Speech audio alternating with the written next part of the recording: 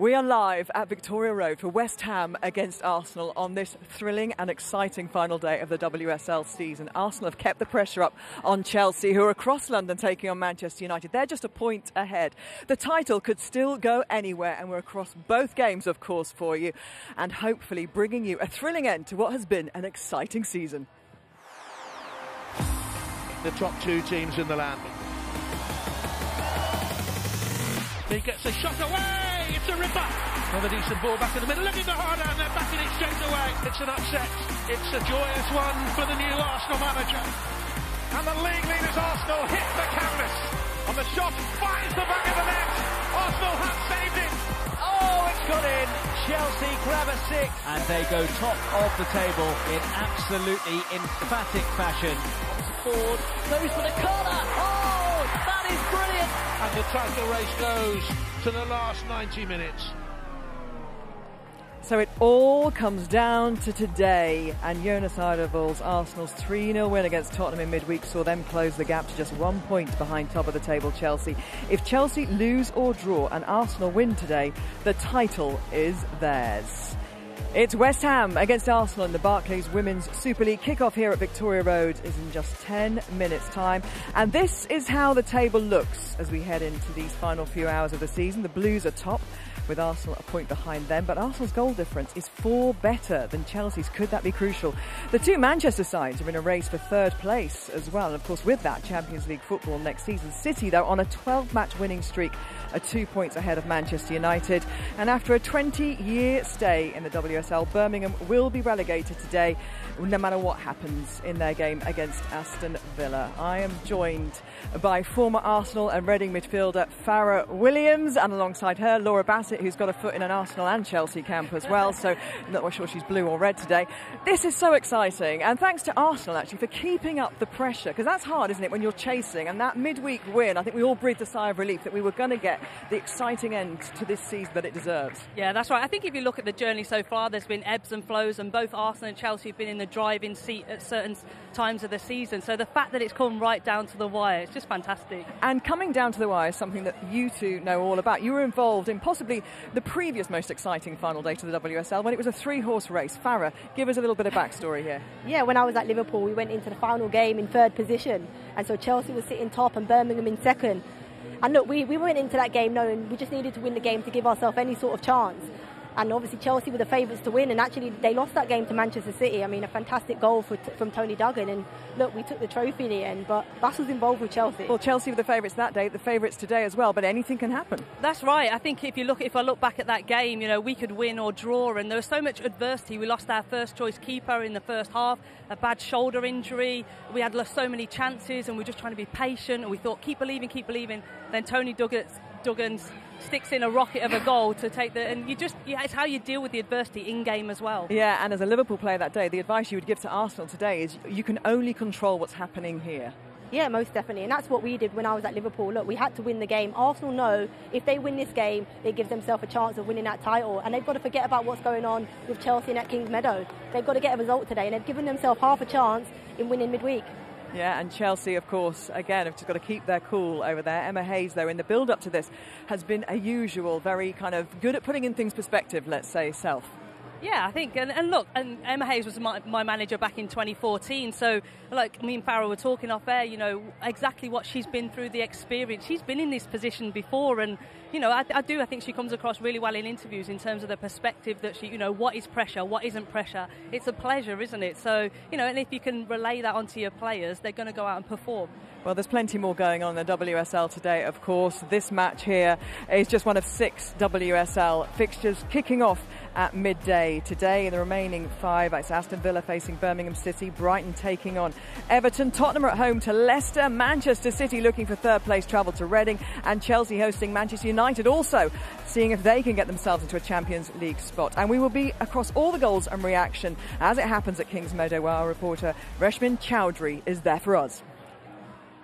Gabby, thank you. Hello, everybody. What a glorious day it is out here in Kings Meadow. I've not seen the stadium like this, and it's not even full yet. We're expecting a sellout crowd, of course, for the game here today. It's chock-a-block outside with traffic as well, and it is a huge day in the WSL, isn't it? Chelsea looking for back-to-back titles. If they win today, that would be guaranteed, and as expected, Emma Hayes has gone with pretty much all the big hitters, and she has a few on the bench as well in reserve if she needs them. But for United, of course, this is a huge day. There is so much jeopardy in this game, and you can hear the United fans behind me as well, because they know that if Manchester City slip up, they are in with a shot at that third Champions League spot. It is a huge, momentous day in the WSL. Make sure you stay across it all over the BBC. Well, especially right here as well, Rashmin, where we will get goals from that game as they happen, and you'll see the trophy lift wherever that happens. And if it is here in Victoria Road, well, it'll be the 6th time that Captain Kim Little has won the title with Arsenal. Her hunger, her desire and ambition is as great as it ever was. She spoke to Kelly Summers earlier. Kim, the end of the season is finally here. It doesn't get much more exciting, doesn't it, than going into the final day 1 point behind Chelsea. We have literally just taken each game as it comes, because we've been in the position where we need to pick up points. We've dropped points earlier in the season, which means we're in this place behind Chelsea, and we go into this last game of the season with kind of all or nothing, so it's exciting. Have you ever been in a situation like this before, where you're going into a game needing to win, but also needing to rely on others? I can't think of a time where it's gone down to the very last game of the season. Whenever we won the title before, it's been tied up a few games before. So yeah, it is quite a different experience. And this is why we all love playing football. It's why we love supporting it. And I'm glad that the last game of the season can give that to the players and to the fans. Jonas has also signed a new contract at the club. How pleased were you when you heard that news? Jonas has brought a slightly different edge to our game, which complements our more possession-based football, which I think makes us a lot harder to play against. This has been the first year with Jonas, and I'm excited that he'll be here for the foreseeable future, so we can build on that and progress and look to win more trophies. Let's bring it back round to Sunday then. What will be the final things that you, maybe Jonas, will say in the dressing room? Jonas normally gives a little bit of tactical detail, just with regards to how West Ham will set up. And then before we head out in our team huddle, it's just very simple, 3 points, and then we'll just have to see where it goes. If you are to do it, what would it mean to Arsenal, to this group of players after this season? To win the league at this great club, it would be unbelievable, and that's what we want to push for as a team. We want to be up there and winning trophies, and hopefully we can do that on Sunday. If not, then we'll be pushing to do that next season, even more so.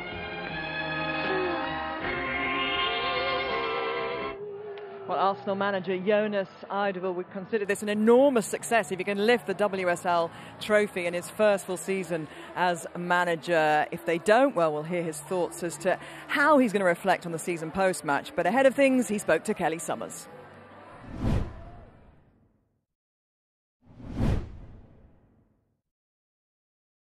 Jonas, the task ahead of you is simple. You must win and hope Chelsea drop points today. What's the feeling like in the dressing room? Are the players feeling calm? I think they feel focused and very much task-orientated to go out and do our game plan, which feels nice. I think the only thing we have to consider is, of course, that if Chelsea would lose, a draw would be good enough for us as well. So that's the only scenario where that result would impact maybe our strategy a little bit in the last 9 minutes of a game, but apart from that, no. Are you going to have a way of getting messages about what's going on in the Chelsea game to you in the dugout? Yeah, we will know what we need to know. Well, we know that Arsenal have always been enormously progressive in terms of the way they've supported the women's team right back to Vic Ackers. And this week, in an unprecedented move, really, we don't think we've ever seen this before, they announced joint contract extensions with the men's coach Mikel Arteta, the men's manager, and Jonas himself, who's extended his contract, once again showing Arsenal's enormous commitment, I think, to the women's team, and just the way that they do things in the women's game, I think, is a kind of leader, really, for the rest. Yeah, they've been a leader for a long time. They act with class. That's part of their motto at Arsenal. And look, it's fantastic that he signed this contract. I think it's important. He's had a season now. You can see in the team he's started to shift the mentality of the players. It's going to take longer than a season, and the stability of the club is needed, and so it's important for them. It was so thrilling for all of us that we could be here with this title race still on, and that was largely due to that midweek game where, in a North London derby, Arsenal had to get the win, and they did, and 2 goals from Caitlin Ford, who for you has been one of the players of the season. Yeah, she's been brilliant for Arsenal. She's had to work her way into this team, but what she's really good at, she's a direct runner, and that really helps Arsenal advance into these final third positions. I like it here where she just uses Miedema's run to then get a strike away, a fantastic strike. But this is most impressive. She's a goal poacher. She knows how to get in good areas to score goals, and you just see her finishing up there. I think also, Farah, she's playing with an aura about her now. This composed finish, that was world class. Everyone up in the stadium is clapping that. I think she belongs here. She really believes that she should be in the starting 11 scoring goals like that. Well, don't forget, of course, that this game involves 2 teams, and West Ham will be hoping they can spoil the party today. And, of course, Ollie Harden's team can actually move a place up the table if results go their way elsewhere. So they are going to be as competitive as they have been all season. But let's hope it really does go down to the wire this afternoon. I guess if they read the script, what we need, Farah, is an early goal from Manchester United over at Kings Meadow and a goal just after here from Arsenal. Yeah, I mean, exactly. We obviously want the trophy to come here, having, showing the game and BBC. So we'd love it to be here. But look, both games are going to be competitive. And as you mentioned, no one spoke about West Ham or Man United. They're equally going to make both of these games really competitive today. And that's what's so exciting about the WSL this season.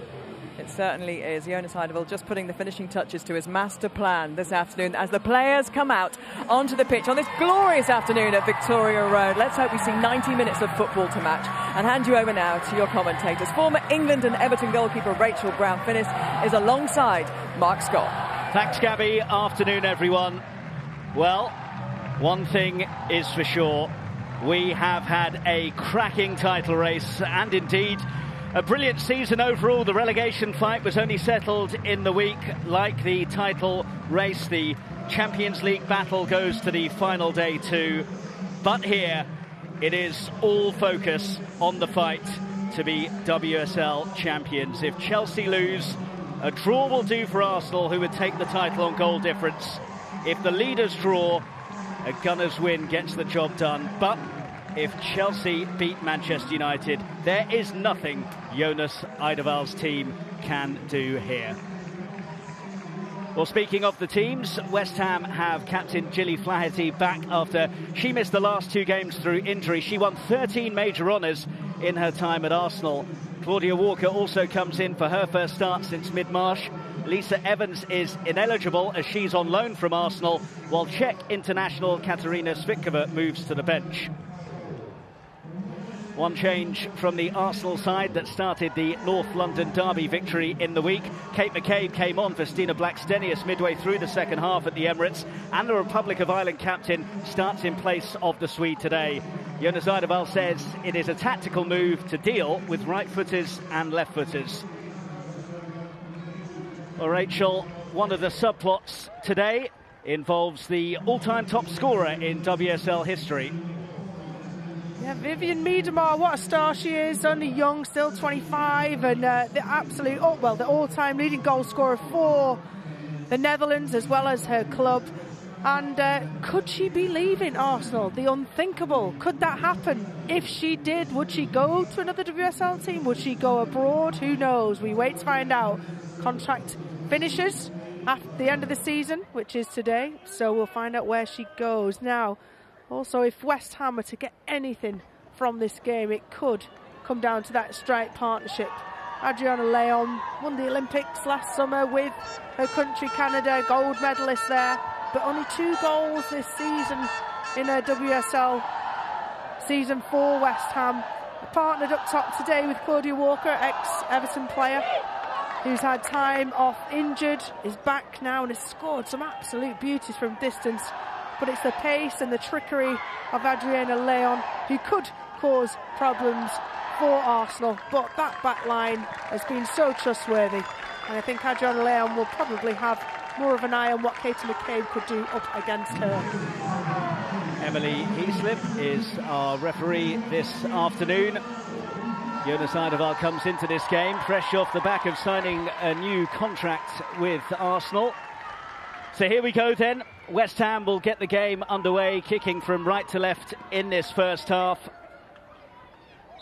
And on the referee's whistle, the players, match officials and coaching staff all take a knee.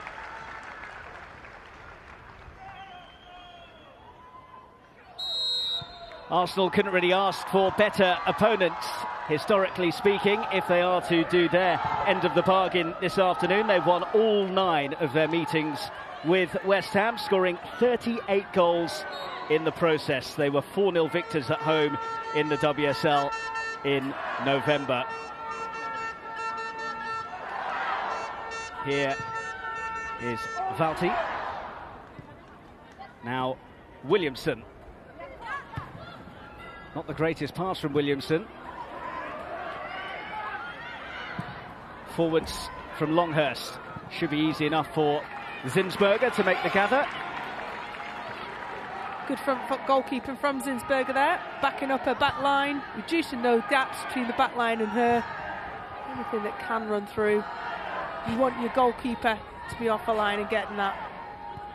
Bright start from West Ham. You can see that they're sitting off when the goalkeeper's got possession, but they do gain possession. If Leah Williamson is allowed possession of the ball to be able to pick out passes, she can do that with wonderful accuracy. Miedemar's really revelling in this role, dropping deeper into midfield, and Arsenal might be revelling in a start here. Opportunity for the early goal. McCabe goes down. Nothing doing from Emily Heaslip. Early sighter for the Gunners there, though. McCabe unable to take the opportunity. Risky from West Ham in that higher central position. Really good tackle from Sissoko in the end. Really good covering. That's towards Leon, but it's easy enough for Zinsberger. Jonas Eidevall says that there are no nerves coming into this game, but an early goal would certainly help to settle any that there might be for Arsenal. Sissoko back to Arnold, who actually had a pretty good game despite the 4-0 scoreline when the sides met earlier on this season. A few stunning saves to keep the scoreline relatively respectable. It's not just about a goalkeeper's performance. If you get beaten 4-0, you can still be player of the match. I'm well aware of that. Some of the thrashings we've been under, or I've been under in throughout the years of being a goalkeeper. She's in a team that is still trying to gel under Ollie Harder. He's been here in his second year here with them, putting a heck of a lot of players and from all different parts of the world. Well, that was interesting because Emily Heaslip didn't give the decision there. It was Emily Carney, her assistant on that far side, who flagged.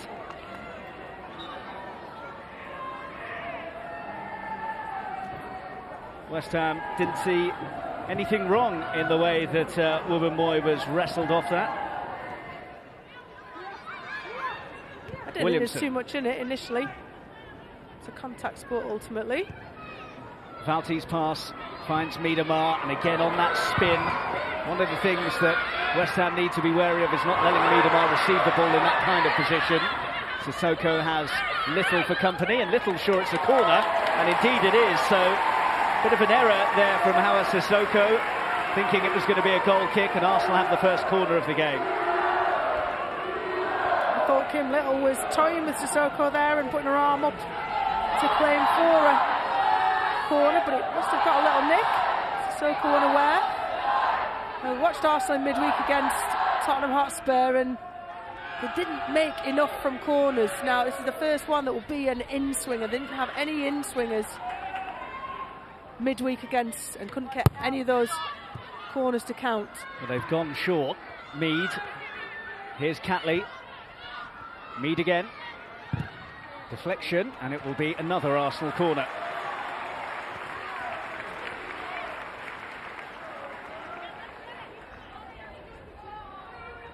Yeah, I distinctly remember in the first half against Spurs, they must have had 6 corners, Arsenal. And Spurs have, of course, valiantly defended every single one very well. I just felt that to have the cutting edge, got to make more from set pieces, and they have such good quality. Catley going for the more conventional approach here. It's a tricky one, and it's well gathered under pressure by Mackenzie Arnold. Excellent early call from Mackenzie Arnold, the Australian international goalkeeper. Really good movement, confident jump. Exactly what you want from your goalkeeper, to claim those balls in those areas where there's lots and lots of defenders. We've seen that in-swinger though from Steph Catley. Just didn't really have the whip on it to cause too many problems.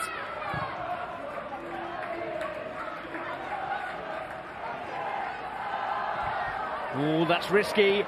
Picked up by Wynne, and that was a pretty robust challenge as well. Maritz looks like she's just going to get a talking to here. It's got to be a yellow card. I don't like cards being thrown out unnecessarily, but it was cynical. Wynne had got past her, cut inside, and rightly so, Maritz does get a yellow card. She chose the path direct to goal with that interception. A little bit lax from Leah Williamson, wanting to play that ball first time, of course. But really, Maritz had no other choice than to get across her and ensure she didn't take the ball and the player and the ball didn't get past her. Fixture in the first team this season, the Swiss started 18 of their 21 WSL games this term. So, first chance for West Ham to threaten with a set piece. Looks like Leon is shaping up to shoot. Leon goes for the delivery, which is deep. Wasn't the worst ball in the world. Definitely wasn't a shot. Really good ball though to the back post. Just Brynjarsdottir can't quite stretch out that leg long enough to be able to redirect it back across. But you could see two players waiting. Should she have got a foot and been able to control the ball square across? I think it's... You can see what the set piece was intended to set up and how it was expected to work. Arsenal really enjoyed themselves on their last trip to West Ham in the WSL in November 2020. 9-1 winners on that occasion. Here's Arsenal's number 9 Mead, and it's gone behind for the goal kick. Brilliant ball, wasn't it, that from Miedema? And that's what she can do from that position, picking the ball up.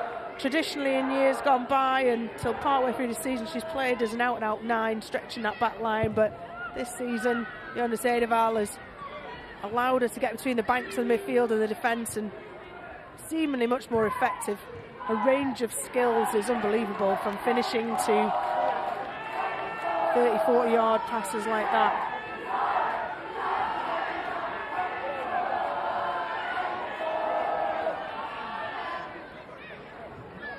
Jonas Edeval says that he won't be keeping tabs on the score at Kings Meadow. Too busy out at the edge of his technical area. Here is Maritz.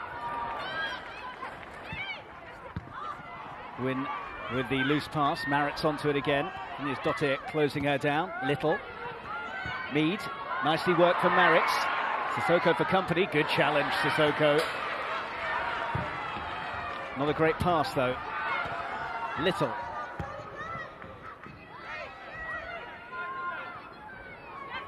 Valti advancing, but good shape from West Ham to pack out that midfield. No easy route through.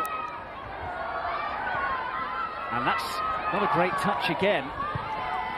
Walker on the turn, almost managed to slip it through. Here's Miedema. Ford asking for it. It's Caitlin Ford. Angle against her, but she's forced the corner. And again, good work from Sissoko. Brilliant defending from Sissoko. You can see that when she receives the ball, Caitlin Ford, she's strong, and Sissoko doesn't get pushed off the ball, doesn't get shouldered off the ball, stays really close to it, gets herself in a brilliant position to be able to block that strike.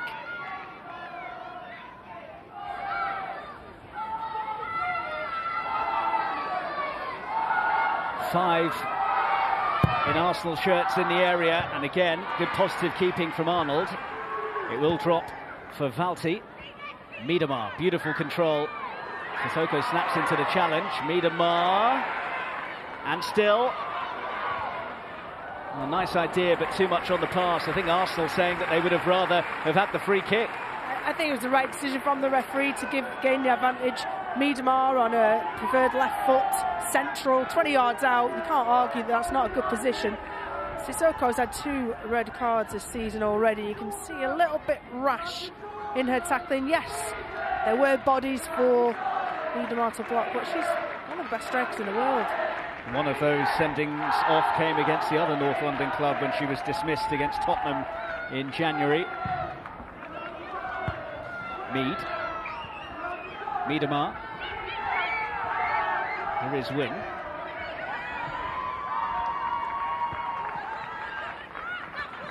Yallop. Hasegawa. All risky. Arsenal could be away here. Miedema has fought through the centre. Caitlin Ford. Comfortable for Mackenzie Arnold, but uncomfortable viewing for Hasegawa after she gave the ball away. In midfield, you want your most technical players. Hasegawa. You see here, Caitlin Ford strikes. She'll be disappointed she didn't get across the goalkeeper there. Just a little bit off balance, leaning back. But that's what West Ham haven't done so well, is when they regain possession, is keeping the ball. They've been trying to feed it through to the final third to Claudia Walker, and it's not quite stuck, or it's been a little bit wide of the mark. Got to help their team out and keep possession of the ball. Be tidy. Emily Heaslip took her time there before eventually awarding the free kick against Katie McCabe. And another chance for Leon to regroup and compose herself. When you're playing up against a team like Arsenal and like the champions-elect Chelsea, you are gonna, the majority of teams will concede possession against them, and they have to really concentrate all their efforts on making the most of set-piece opportunities. The last free kick caused a bit of concern for Arsenal, and this one could as well. Get it away for now. Back in once again by Flaherty. Arsenal asking for something, and they get the whistle eventually, but a couple of uncomfortable moments for them at the back when West Ham have got balls into the area. That's a lovely work free kick, wasn't it? How on earth Katie McCabe didn't recognise the danger, because you have 2 in the wall, but if there's one on the ball and one that's wide of you, as a goalkeeper giving out instructions, you have to go 1 for 1, simple as that. You can't allow a free cross to be played in. They didn't recognise the situation, Arsenal, and West Ham could have caused them problems. Longhurst. And again, it's another deep ball in. Zinsberger should be comfortable, and is. A good early call and take no one in front of her. Again, took the pressure off the back line, Zinsberger. Little. So good at receiving the ball under pressure. Ford. Maritz. Little. Mead.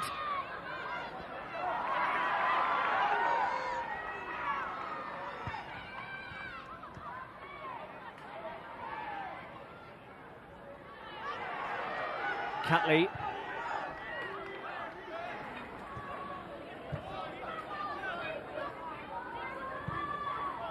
Williamson. Oh, and Mead not quite able to bring the ball under her spell there. Oh, it's so unfortunate. And that whole bit of movement that was set up by Beth Mead, a lovely take and a little bit of a switch inside, and then a few phases of play later. She was in. Sissoko had gambled, stuck her foot out.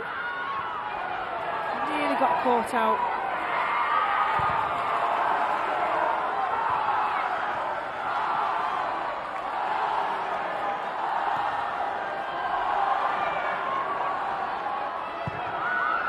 That's a handy ball, but McCabe isn't quite quick enough to get there.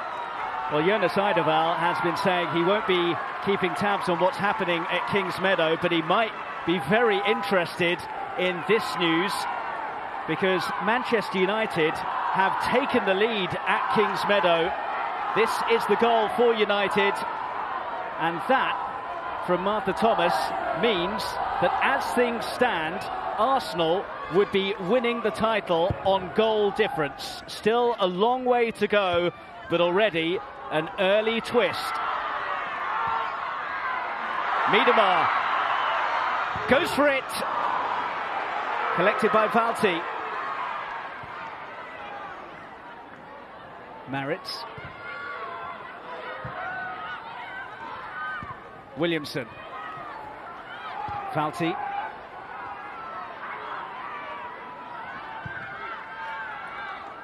Would you like to be kept abreast of what's going on in the other game if you were out there, Rachel? No, you can only focus on what you can do, simple as that, on the pitch. Of course, Jonas said pre-match that there might be tactical implications later on in the game. There's a lot of football left to be played, both here and at Kings Meadow. Well, as I said, Arsenal would take the title on goal difference if the final whistles were to be blown right now. But you can bank that there's going to be more thrills and spills throughout the afternoon. Don't think Manchester United have beaten Arsenal or Chelsea yet in their history in the WSL. I mean, what a monumental finish that will be for the season for Manchester United, as well as the implications it has on this match. The other side of us saying that he will be a Manchester United supporter this weekend. He'd be lying if he said anything else. It's amazing what football can do to you, isn't it? Saying things like that. He's energetic at the best of times, but he is being told what's happening elsewhere. Might burst a blood vessel.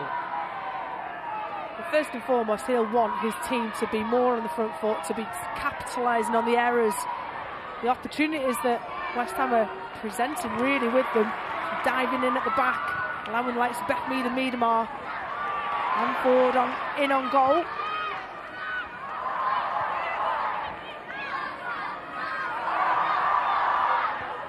Little.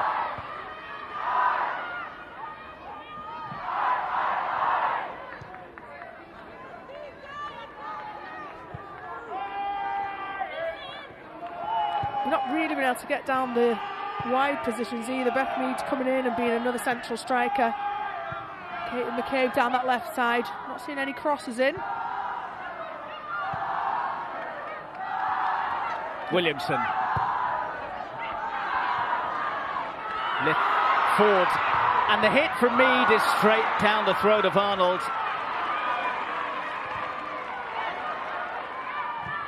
Maritz. Here's Little.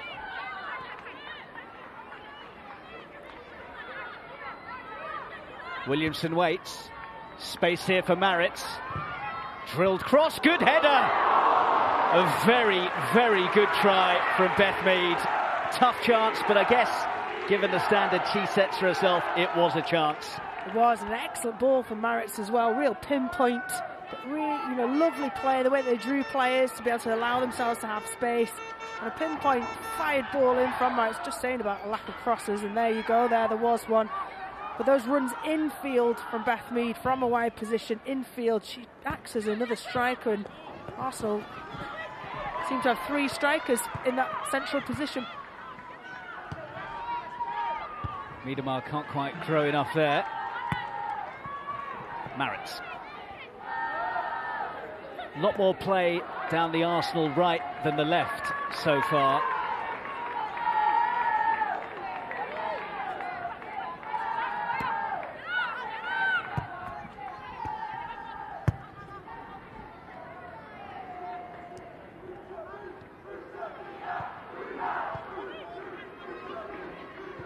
Falti.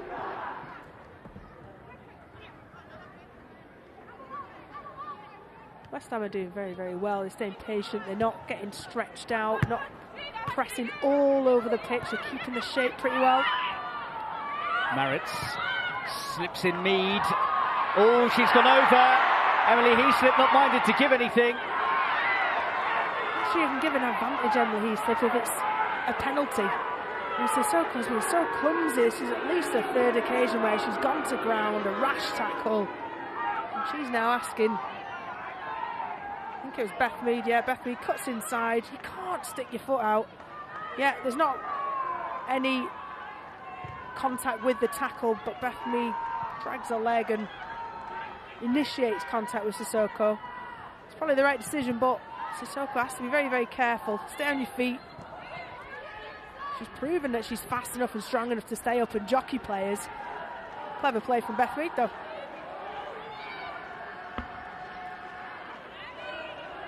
Zinsberger. Oh, gets very lucky there.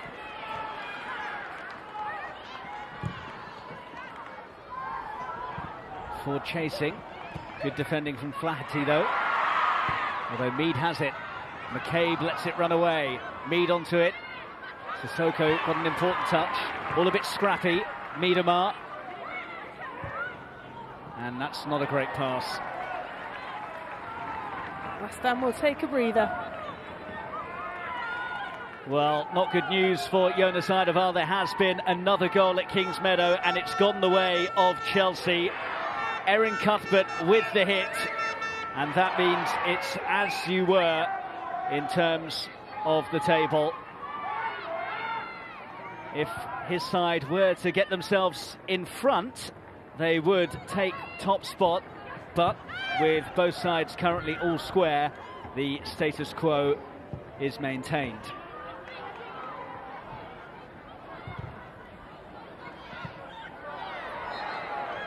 It's been a phenomenal WSL season from start to finish. I remember being at the Emirates, that opening game when Chelsea were beaten by Arsenal. Jonas Eidevall's first game in charge, and his knee slide down the line for his celebration. Instantly, Emma Hayes took a disliking to him, it seemed. But it's been wonderful for it to have such a competitive WSL, with Manchester City starting so slowly, but coming back up and being unbeatable. Well, that was an opportunity for Brynjarsdottir to get the ball in. She's done really well, Brynjarsdottir, to read play, and those long limbs of her to be able to intercept play. Certainly against Zinsberger when she was taking her time. She picked her moment, Brynjarsdottir. Very nearly made Zinsberger pay for her. Slow play. Neatly done by Wynn. He gets the ball in dangerously. They were queuing up in there. Longhurst. Well, we spoke about Manchester United really taking the fight to Chelsea. West Ham not just here to make up the numbers. Yeah, they look exciting when they're in the final third. Balls into the box. They've got the likes of Brynjarsdottir, tall figure on the edge of the box now. She lays it off for Wynn. Poked forwards, Williamson underneath it. And safety first, the order of the day from her. Sissoko.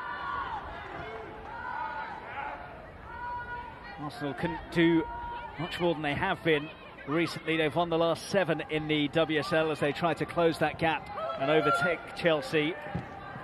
29 goals scored in that run and conceded just twice.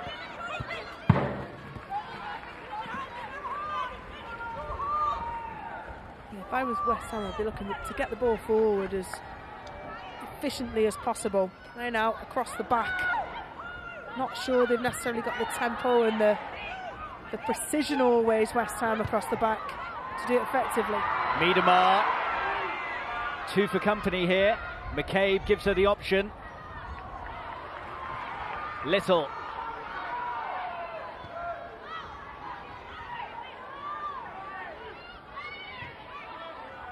West Ham back in their shape quickly.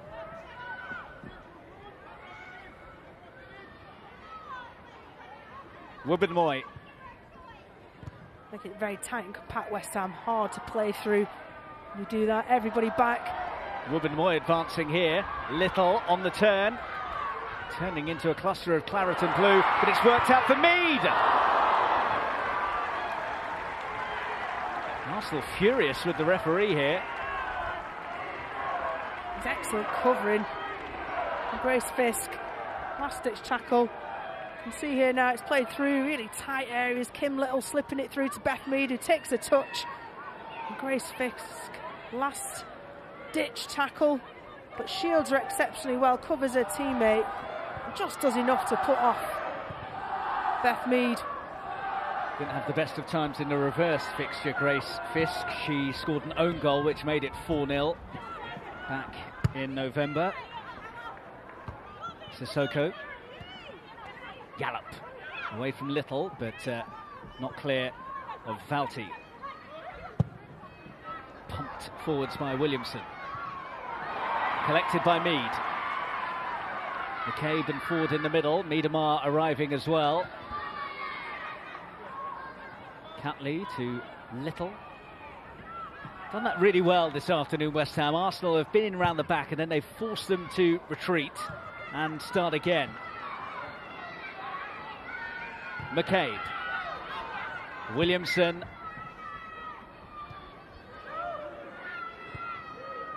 Overhit pass. Miedemar won't get there. Walker screaming for it through the middle, and that's a useful pass to help it on to Leon. Catley across. Leon looking for some support. Useful looking ball in. That was a brilliant ball from Hasegawa. She picked out the penalty spot as an area, target area. The 6-yard box was covered, she could see that.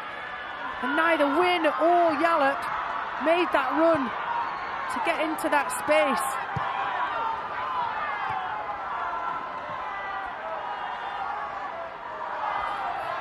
Wynn. Oh, lovely disguise on that pass. And Brynjarsdottir was almost in. Synchronised play in the final third for West Ham I've been really impressed with. Brynjarsdottir is everywhere defensively. She does her duties. She's forward. She's a threat. Not playing like a side who have lost 4 of their last 5 in all competitions, that's for sure. It feels a mistake in them backline-wise, both in and out of possession. Flaherty just in the nick of time gets it forwards. Valti. Here's Catley. Miedemar. Oh, wonderful turn. She was dragged back there. Advantage played. Can she turn it into one? Not on this occasion. Just too much on it from Viv Miedemar there. She knew what she was trying to do. She knew what she wanted from the runner. But just overhit in the end and a let-off. Another let-off for West Ham.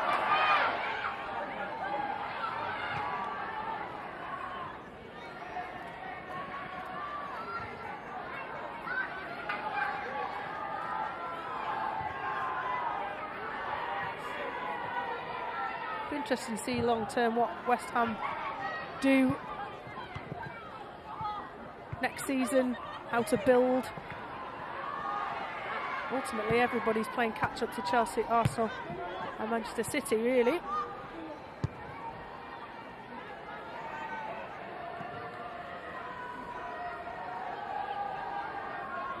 Ruben Moy. Valti. Well, getting updates from Kingsmeadow perhaps, and there is more good news for Arsenal. Manchester United back in front.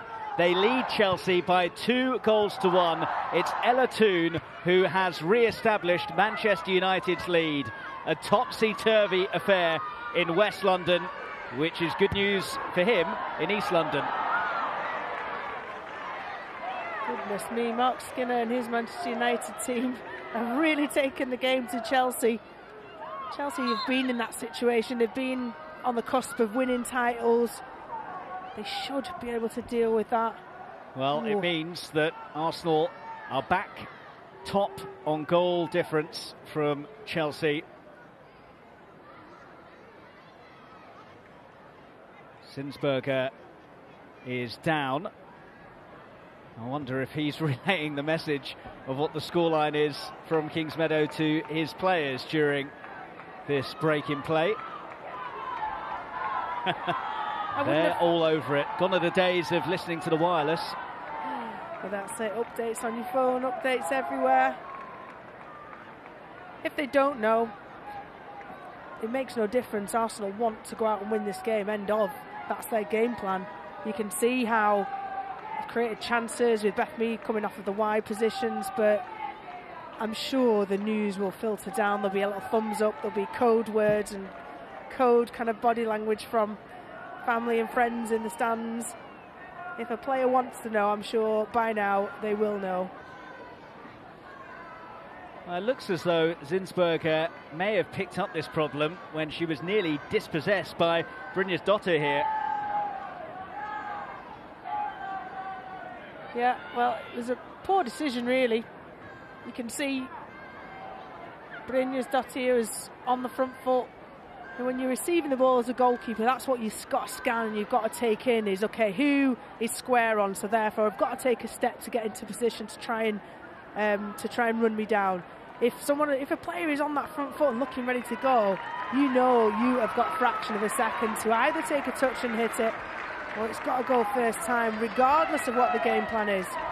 She's kept the most clean sheets in the WSL this season, 12 in her 19 starts for Arsenal. But for me, it's probably the thing she can continue to work on. If Eidevall is going to continue with wanting to play at the back, is to be as crisp in a touch and a release of the ball. I think Zinsberg can still improve in that department. Half an hour played then, and there is a great deal of tension in the air, despite the fact that genuine goal-scoring opportunities have been relatively limited. Catley underneath it. McCabe jostling. Catley there again. Falty gets the throw. In any other context of an Arsenal-West Ham game, you would suggest Arsenal would 9 times out of 10, if not more, go out and win this game. Not at a canter, but, you know, over the course of 90 minutes. But you put it in the context of it being a title-winning game, potentially. And that is where the difference is. This is where Jonas Eidevall's only had one season, really, to implement his mindset and his mentality of what he wants from his players to be winners. And he's inferred that that is still something that his team needs to be better at.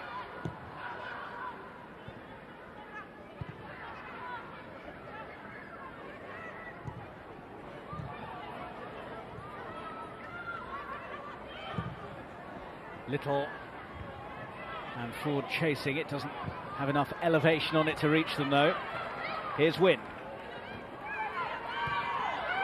All turning into trouble. Little leading the charge. Mead wants it. 3 to aim for in the centre. Can't find Little though. And Arsenal generally have not been able to find that final pass when they've got themselves into promising positions. Need to go first time for Beth Mead. Took a little touch and that just allowed West Ham to get back, congest the area a little bit more. Need to keep this momentum up, Arsenal, if you want to get ahead before half time. Jordan Nobbs with a watching brief today, still out injured, still waiting to see whether she might be available for England during the Euros. Jonas Eidevall was unable to give any update on that front.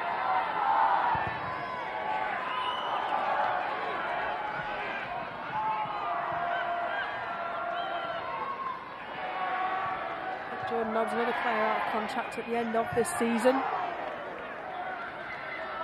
He's not been able to have any really run of certainly starts or even performances under Eidevall this season. Excellent player for England though, for club and country over the years. Sissoko heavy touch, and this is trouble. It's Mead on the surge. Oh, once again, all it needed was that final pass, and Arsenal were in, and Beth Mead couldn't provide it. Fantastic covering from Flaherty. Said that in possession at the back, West Ham looked like they had an error in them, and that's exactly what I was inferring. Was Sissoko in possession? Just doesn't look like she's a possession-based player, but ultimately another missed opportunity from Beth Mead. Good covering from Flaherty. Ex-Arsenal player. Looking to spoil the party today. Won 13 major honours with Arsenal during her time at the club. Catley has Mead giving her the short option, but she launches it into the area, and Arnold, I think, got a slight fist on that. Yeah, again, she's commanded a box excellently. Those in-swingers from Catley. Mackenzie Arnold, she's dealt with all of them, catching one, punching two. Short from Arsenal. Mead. Ford. Little. Good squeeze from West Ham.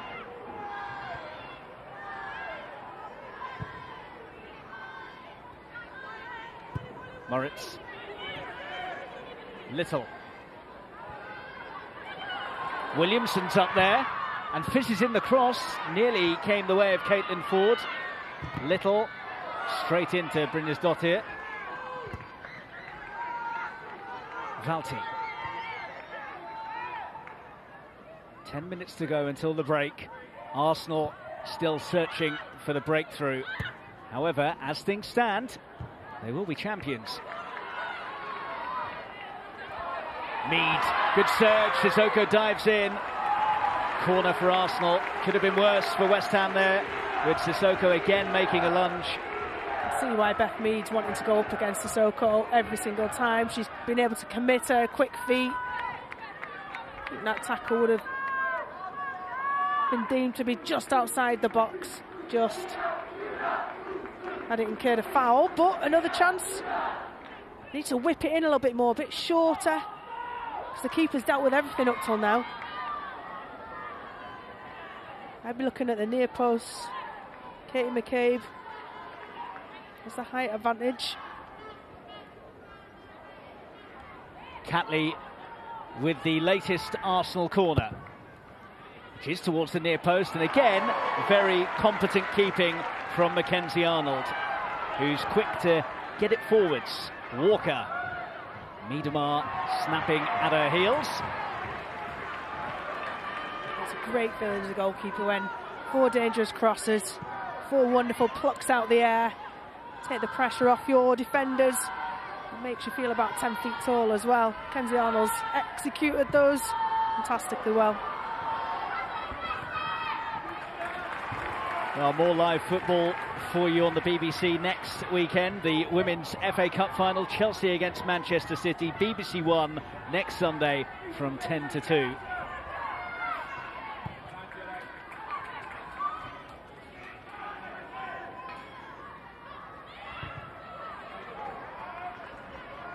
Hoping for more sunshine at Wembley. I've managed to get myself in the gantry and in the sunshine for today's game as well. Yeah, miles away from me in the sunshine while I'm still in the shade.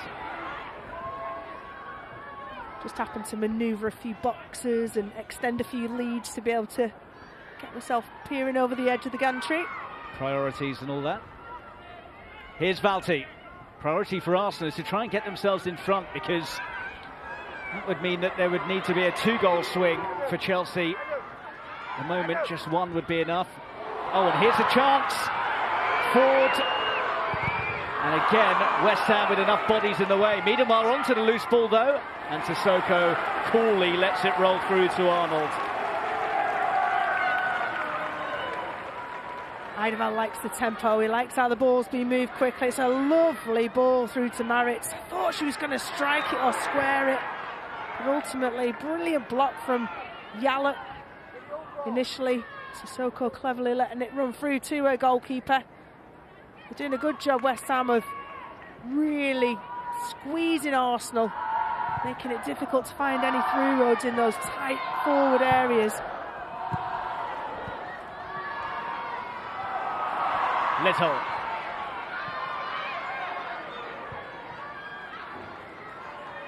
Catley slightly behind her. McCabe gets it towards Miedema. Free kick Arsenal.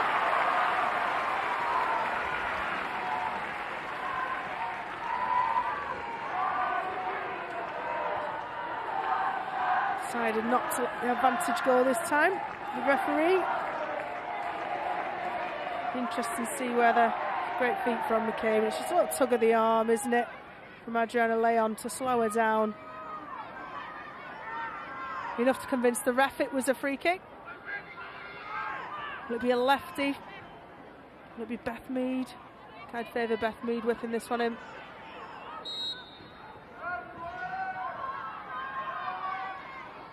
So Catley and Mead in attendance. And it is left for Mead to deliver. Good one as well, but once again, Arnold in just the right spot. It's a brilliant ball from Beth Mead. She's expecting a runner, any sort of glance then, the pace and the dip that was on that ball. Any connection towards goal would have made it impossible for Mackenzie Arnold in goal. All being said, it's an excellent take from her. Good starting position. Williamson, loose pass. Yallop.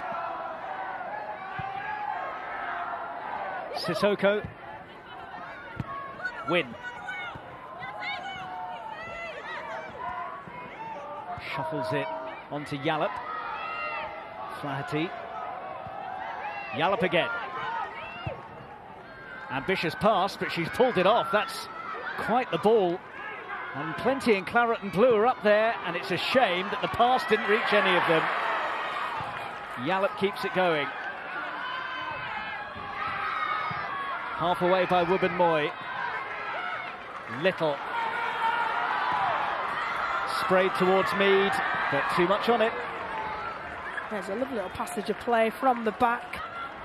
Ball out wide from Yallop to Leon.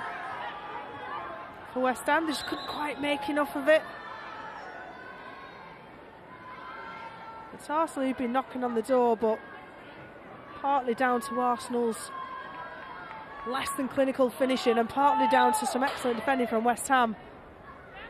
Remains 0-0. Arsenal unable to find a way through so far. They have been full of goals in this winning run, scoring 29 in the last 7 in the WSL.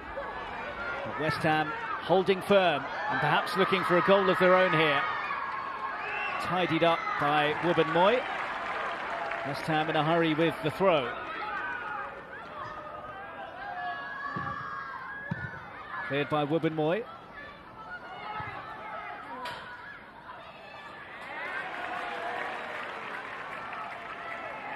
She made a lot of ground there with the throw, McCabe, trying to steal a good 20 yards or so, but she was wise to it.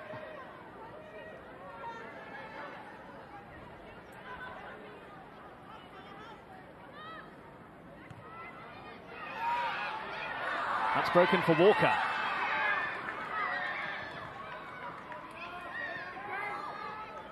Back from Fisk. Now Longhurst. Yallop. Oh, and Walker's control lets her down there. Miedema. Crowded out. Walker. On for Yallop. Trying to get it back to Walker. Easy enough for Catley to deal with.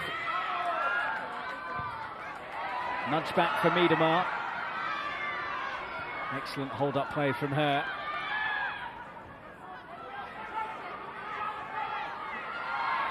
Well, they do get the free kick they were hoping for.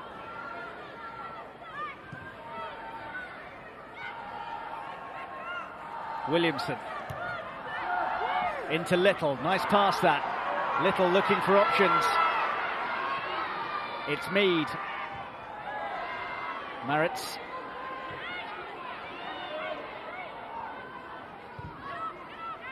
Williamson.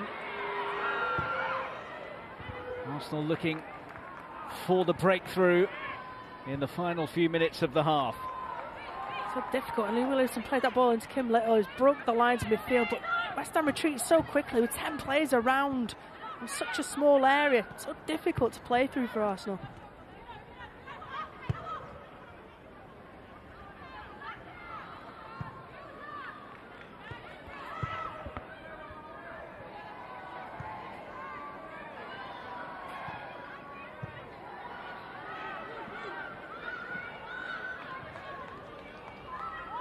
See that Arsenal are a little bit tense there. Not the free-flowing Arsenal that we've seen. Miedema after this one. And she's got there too. Miedema. And still, lovely stuff from Miedema. They're queuing up!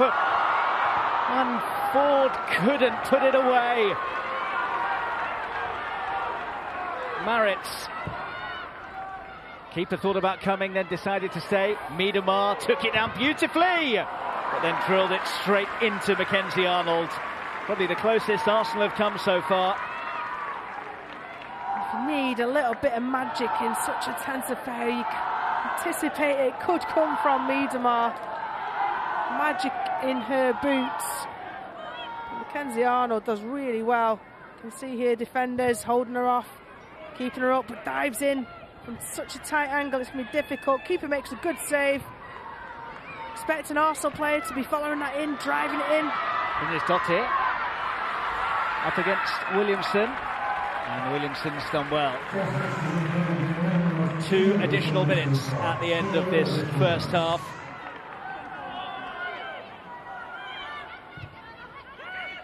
Little. Here's Mead. Let it run for Ford. Back to Mead. Did well there. And still Mead. Oh, but she's pulled back for the foul. And I have to admit, I didn't think there was too much in that. Saw Hasegawa straight away roll as if she'd been just had a little tug to hold her back. I thought it was just stronger play from Beth Mead. We'll see now. She gets across. Yeah, it's a little tug of the shirt. Up by the collar. Just spins Hasegawa around. Otherwise, Beth Mead would have been clean free. Hasegawa. Fisk. And again. Charged down by Miedemar. Might be the last chance of the half here. Ford. Little can't get there, but it will break for Maritz, whose pass is sloppy. Williamson sliding in. Good challenge from her.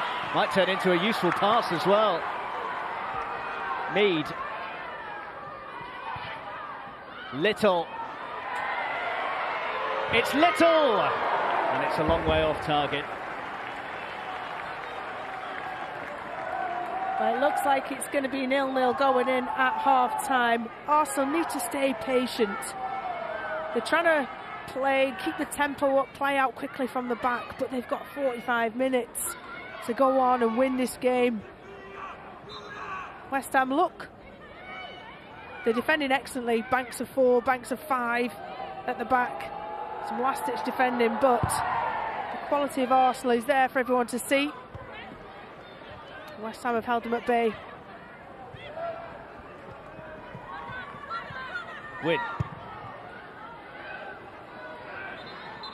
So no way through for Arsenal in the first half. As it stands, it would be good enough for Jonas Eidevall's side, but Arsenal not at their best, Rachel, while West Ham have put up a good fight.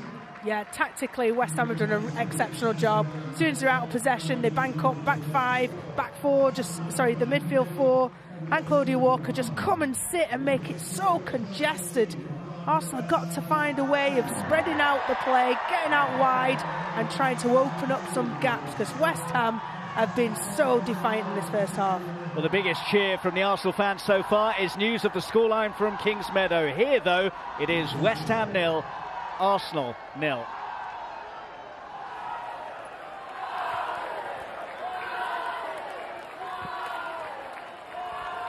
Well, it's still not half-time at Chelsea, where all the drama is being provided in the twists and turns and ebbs and flows of this championship decider, because of course it is Manchester United who are turning out to be the main player in terms of the drama on this final day. They are the ones who've created a very different narrative perhaps to the one that Chelsea would have foreseen at the beginning of the day, and that 2-1 lead that they have at Kings Meadow would give Arsenal, as things stand, the title. They have a superior goal difference to Chelsea, and they're both level on 53 points. I'm not sure what's more surprising, the way that Manchester United have attacked that first half, or the way that perhaps Arsenal are going in at half-time, Jonas Eidevall's side, without a goal, in spite of having the lion's share of possession. They've had chances as well. But Farrah Williams, would you agree, perhaps a little bit of nerves as well? A little bit. We sensed that from Jonas Eidevall, didn't we? We were sitting right above the dugout, and he himself looked quite tense throughout that 45 minutes. Yeah, I would say so. I think this is the most tense and nervy I've actually seen him, and you can see that in the reflection of the players. The players are feeling it. I think the standout player for Arsenal is Miedemar. I think she's a calm player within the 11 that are playing, but you can feel it. But these Arsenal fans here are obviously giving these Arsenal players that little bit of confidence, letting them know what's happening over at Kings Meadow. It's been very exciting, hasn't it? We've sat there kind of seeing both benches, seeing the scorelines changing. In fact, at one point, I've got my earpiece in. I think I was talking a bit too loudly when I revealed that Manchester United had gone ahead. Yeah, but the ebbs and flows of this is kind of what we expected on this final day. it just feels a little bit frustrating from the Arsenal perspective that they can't take hold of the game here. That's right. I feel like I agree with Farah. I feel like they've had some really good opportunities, but the control, we normally see Arsenal control the possession, control the ball and really dominate, and they have done, but not as, you know, they're giving away sloppy passes, and we normally see that cutting edge in the 18-yard box, and we haven't seen that so far. Yeah, half-time whistle has blown at Kings Meadow. Manchester United do take that 2-1 lead into the dressing room. Of course, they themselves are looking for a third-place finish, so a Champions League spot would be theirs if they could do that, but they are relying on Manchester City, as you'll see in a moment, results elsewhere, but City would need to lose for that to happen. Let's focus back, though, on matters here, and Beth Mead, who's been an outstanding player all season, has arguably had the best chance for Arsenal this afternoon. Yeah, well, it's a really good battle down that side, Beth Mead versus Sissoko. But also she gets herself central, doesn't she?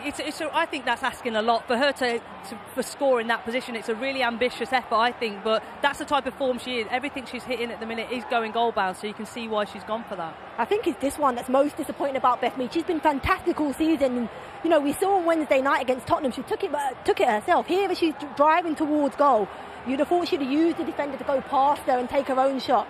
She's tried to play her teamate in, and great defending. Yeah, we've seen her do that all season, as you say. She's got a fantastic amount of assists this season as well.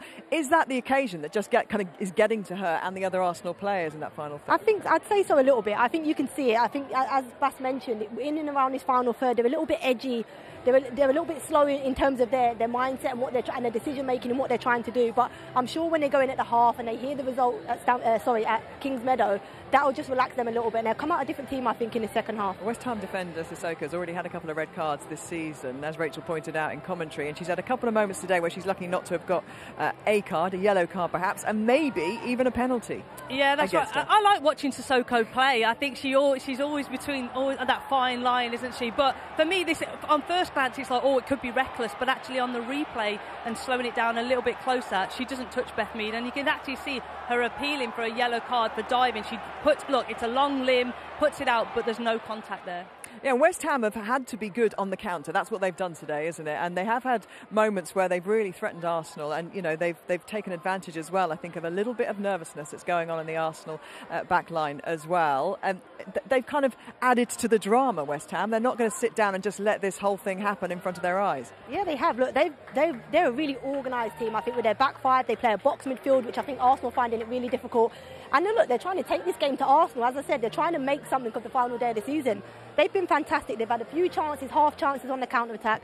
But I think, as I say, Arsenal are playing a little bit into their hands in terms of the nerves that they're playing with. But I think they've been fantastic. You mentioned how impressed you are always with Miedema, who seemed to be the calm head amongst the Arsenal shirts. And she had, late on in that half, an opportunity herself.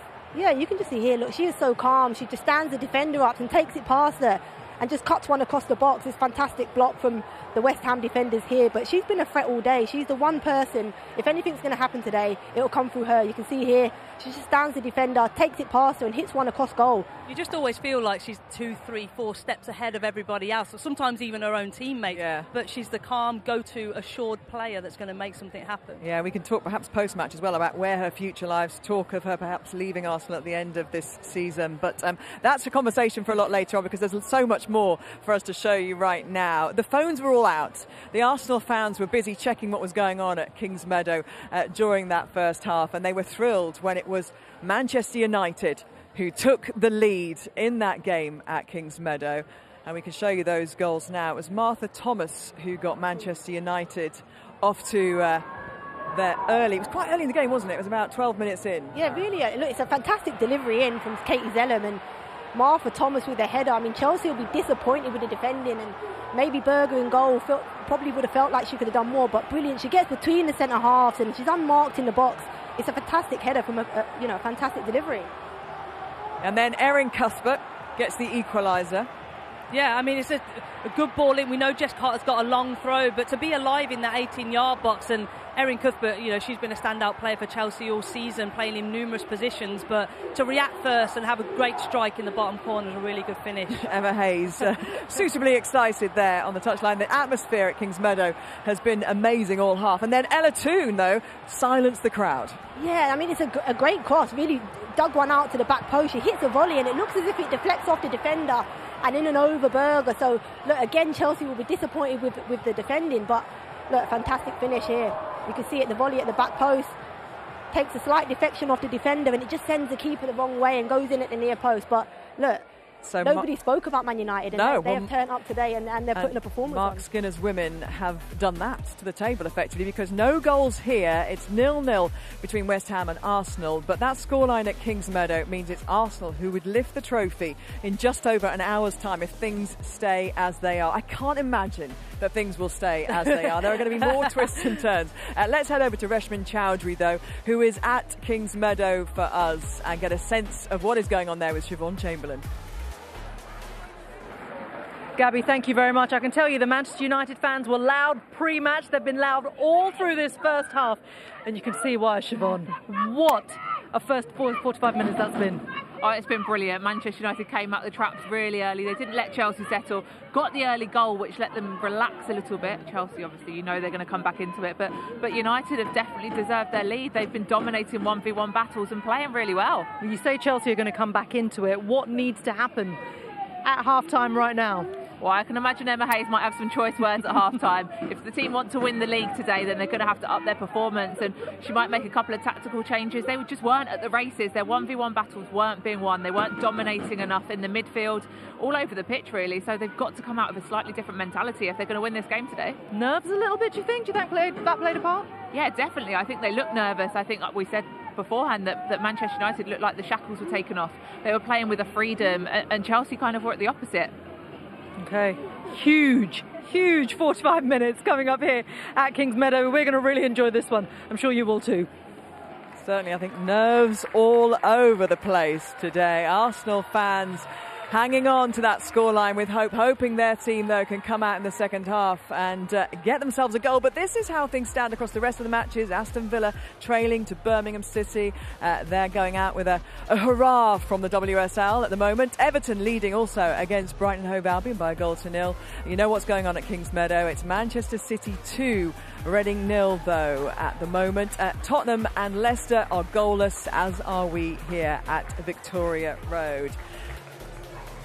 Reshmin mentioned there, I think Siobhan mentioned as well, what's going on in the dressing room in these two different grounds. Obviously, they're completely aware, aren't they? They can't not be about what's happening in the other stadium, but they have to focus on the job in hand here.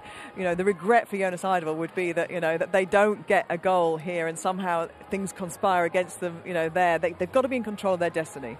Yeah, most definitely. Look, you can't rely on other teams to do a job for you. I think they have to get the result here today, and I'm sure, as I said, they'll go in at the half, they'll explain to the players what's going on at Kings Meadow, and hopefully that will relax his Arsenal players a little bit, and we'll get to see them playing the football that we know they can play. I think also, like, you can see when the players and Jonas Eidevall walked into the tunnel, they're really getting after this Arsenal crowd to get behind them. They know they can do it. They know the performance have been there. It's just, and you can hear the crowd are certainly joining in and loving every minute of this. Yeah, the atmosphere here has been absolutely brilliant. Noise all the way through that half there, and noise again next week at Wembley. It is the men's and women's FA Cup finals. Before any leagues anywhere in the world came the FA Cup. Chelsea through to another FA Cup final. Liverpool, their quadruple is still alive. The FA Cup finals, live on the BBC. And that has sent Chelsea to Wembley. City lead, and it's Ellen White. With Chelsea versus Manchester City in the women's. The momentous Wembley day. And Chelsea versus Liverpool in the men's. Starts Saturday from 4 on BBC One and iPlayer. Yeah, great weekend to look forward to. We're going to be live from Wembley, and we've more football to come on the BBC. Listen to Premier League Sunday on BBC Sounds from 2 o'clock, which features 5 live commentary of Arsenal against Leeds, followed by Manchester City versus Newcastle. Then we've got highlights of the final round of matches of the WSL. That's later tonight on the Women's Football Show at 11:45 on BBC One. And on BBC Sounds, you can listen to Jill Scott's Coffee Club for an intimate glimpse into the women's game with the England legend, and 5 Live's Ben Haynes and special guests there for you. Well, Jordan Nobbs, injured at the moment, is watching on a bag of nerves. That must be the worst thing ever for a player, Laura, when you can't affect what's going on the pitch. Yeah, that's right. I think you're trying to affect in any way you can, having those conversations, building belief and confidence, and Yeah, you just want to be a part of it. You know, nothing more than you want to be out there, like you say, trying to put it in your control, but you just try and be in and amongst it. And we wish Jordan all the very best. I'm sure we'll see her back out soon. Certainly do. It would be so cruel, wouldn't it, if she was to miss another championship, another women's championship for England. Of course, such bad timing for her in 2019, and hopefully she can get herself back on the pitch and affecting play both for Arsenal and for England. And of course, West Ham, you know, obviously the narrative today is about a championship. So we're talking Arsenal, we're talking Chelsea. West Ham have made enormous progress over the last few seasons. It will be really interesting to see where they go and how they grow in the years to come. Yeah, definitely. I think, look, they're certainly a progressive team. They're a team they're ambitious. They're an ambitious club. You've seen the men's team, the women's team are trying to match that. Look, they've showed this season they can really compete, and now it's about adding some experience to that. And look, I think they stand a great chance next season of really trying to compete in that top four. Jonas Eidevall, if he doesn't win here today, will have finished the season without a trophy. And he said, hasn't he, I think pre-match he said to Kelly as well, that is the thing that kind of sticks in the throat to him as well, the way that they performed in that delayed FA Cup final and kind of so below the standard they'd set. Yeah, that's right. I think, look, nature, you can tell he's a winner, ultimate winner, and so his players want it. He wants to breed that culture and belief, and you want something to show for it. You don't want to be that nearly team or if only and have plenty of moments of regret like that. So you can, look, we're competitive. It's elite sport. You want to have something to show for it, so I can see why he said that. The flip side of that, and he's trying to put a positive spin on, was that Arsenal haven't been in the top two since they won the title. That's the last time they were in the top two, effectively, 3 years ago. So, you know, that is progress, isn't it? And you have seen on the pitch this season, Farah, certainly an improvement in Arsenal's style of play.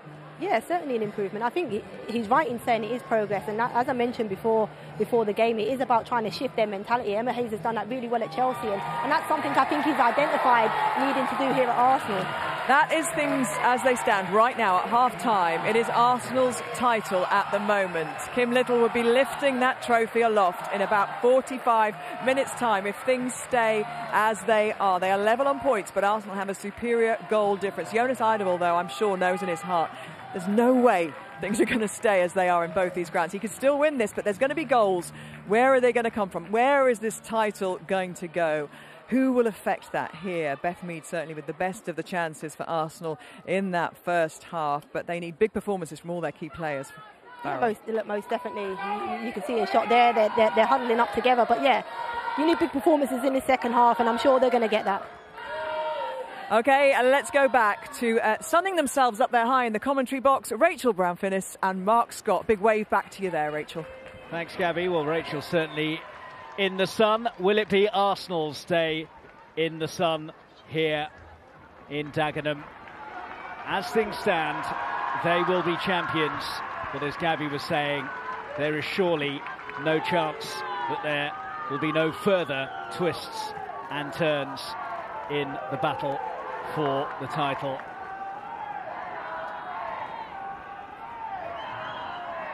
Not much no of a changes from either side at half-time. Just going to say, not much of a team talk required from Jonas Eidevall half-time. If he was to, it's wise to present the other games half-time score, because you know, it drip feeds down from various people. Some people know, some people don't. But everyone on a level playing field, and what more motivation do you need than your rivals who need to win, losing against Manchester United? You've just got to do your job, and ultimately at the beginning that's all you can focus on. You need to relax and get back into their play, keep the tempo high, keep the ball sharp and moving, because this team, West Ham, are going to tire. They've done a lot of chasing, but they've been very resolute in their defensive duties, in their organisation. Arsenal need to do what Arsenal have done best all season, and that's score goals. Well, 45 minutes of the WSL season remains, and it is still very much up for grabs. Arsenal, as things stand, will be champions, but it only takes a goal swing at Kings Meadow to change that.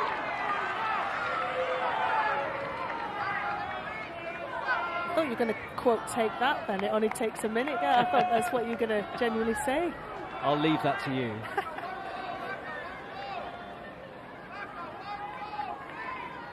Could be a dance floor classic that for tonight's celebrations if Arsenal were to go on and win.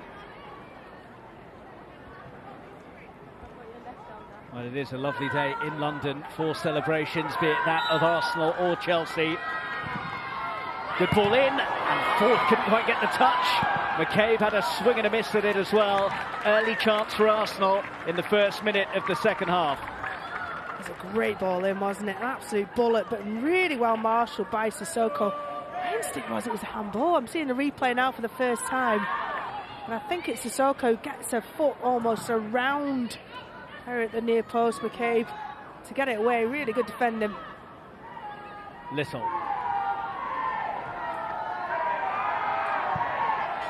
Here's Wubbenmoy. Catley. Miedemar, useful ball. Mead very nearly in.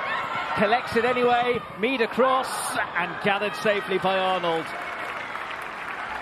You can see Arsenal's intention from this first minute. Get that ball forwards, get it wide.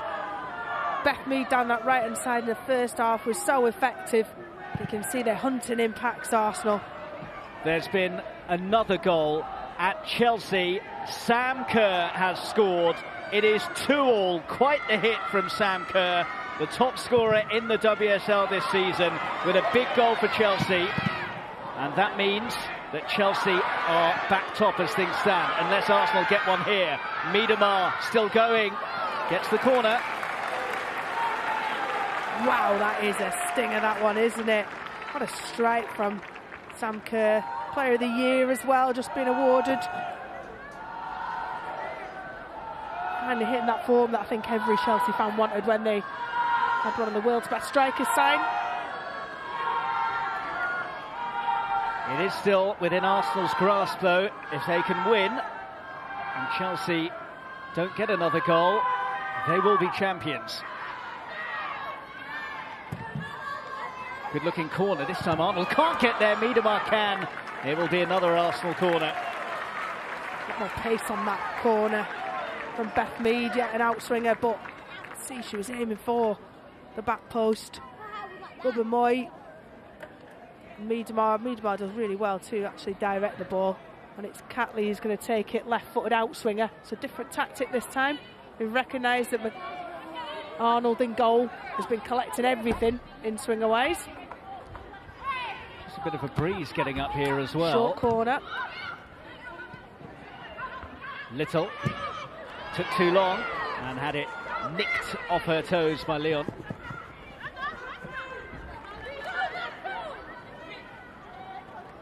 Everything set piece wise that Arsenal have thrown at West Ham, they've responded brilliantly. And the goalkeeper to the defenders. Miedemar, Mead. Here's Ford. Still Ford. Opens up for the hit. And it nearly came the way of Catley as well. Williamson. Arsenal starting the second half like they mean business.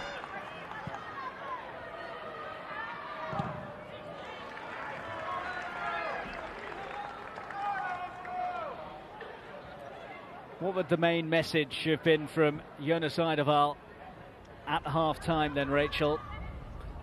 Intensity, it needed. You could see there were little waves and patches for Arsenal where you felt they were going to score and they just never capitalised on them. And, you know, that ebb, then the pace sort of dropped off and West Ham were allowed back into it. To put the foot down, Arsenal, and to keep that foot down. There's 45 minutes left of the season and it's now or never for them.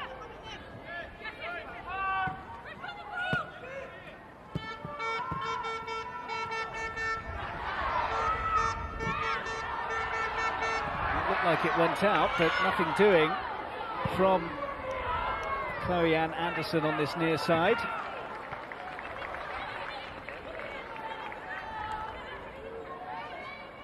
It's been a topsy-turvy afternoon without Arsenal having scored so far. Chelsea back top of the table, courtesy of that Sam Kerr leveller. 2-2 between Chelsea and Manchester United at Kingsmeadow. It would really sting if Chelsea were to drop points and Arsenal don't get the title because they don't get the job done here themselves. There'll be some sleepless nights if that does happen. Miedemar surging forwards, useful ball. Ford took it well, couldn't get the hit away. Again, brilliant defending from Sissoko. The ball's still in. It's not gone out for a corner or a throw-in. Still live. Catley. Little. Certainly more of that intensity that you were talking about, Rachel, from Arsenal early on in this second half. And the hit from Miedemar could have gone anywhere, nearly came to Ford. Sissoko will collect. There's such good awareness from Kim Little. As the ball was about to be crossed in, thinking, right, she ain't going to fancy a header, Kim Little. What she does is give herself a bit of space to be able to cushion the ball down for a teammate to have a free strike on it. So clever, Kim Little. Miedemar.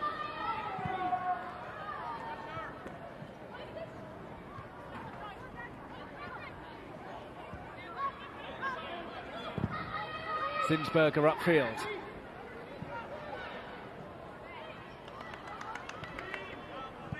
Here's Valti. Into Ford. Slipped in to McCabe. McCabe's cross. Oh, and here's a chance. Ford! Can't find a way through. Great skill from Miedemar. Brings it down, little touch, little swivel. But what a block. I think it was Grace Fisk who made that block. But again, three central defenders all within sort of 5 yards. Making that an iron curtain for them to try and get through Arsenal. Do really well to bunch up and make it difficult to get through. Iron's curtain, I like it.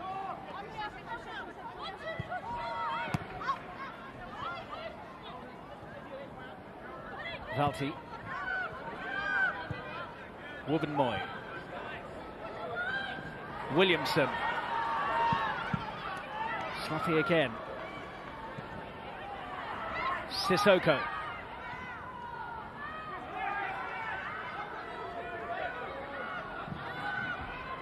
Williamson. Isagawa.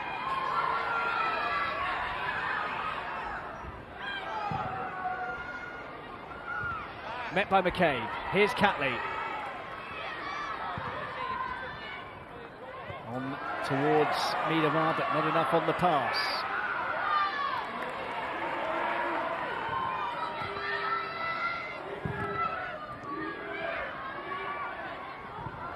Little. McCabe's in space on this near side. Little drag back. It's going to be a yellow for Brynjas Dottir.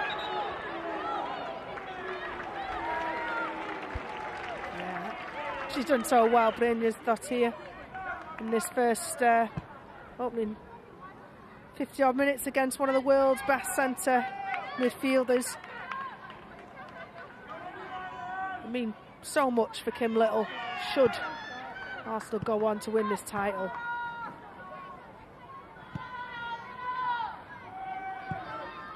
Leading the next generation of Arsenal players. Here is second spell. Here is Little again. Corner. But before the corner is taken, news of another goal at Kings Meadow. And for the first time this afternoon, Chelsea are in front. It's Guro Reiten who has scored the goal. And if Chelsea hold on to that lead, there is nothing Arsenal can do to take the title off them.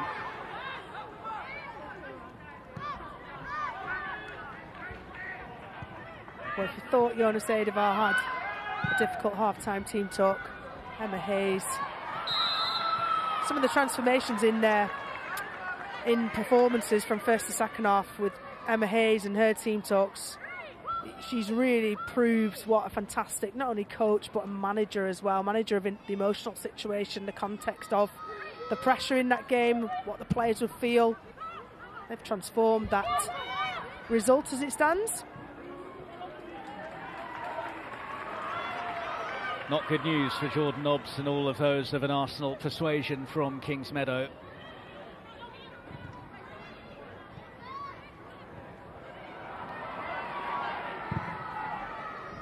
Miedemar's big switch, too big for McCabe.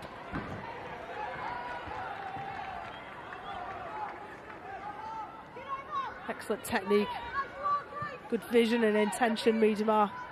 just ran out of pitch down this near side. Jonas Eidevall did try to perhaps turn up the heat on Chelsea a bit, saying that they were the team with something to lose. It's not quite been Ferguson and Wenger, but Hayes and Eidevall is simmering nicely.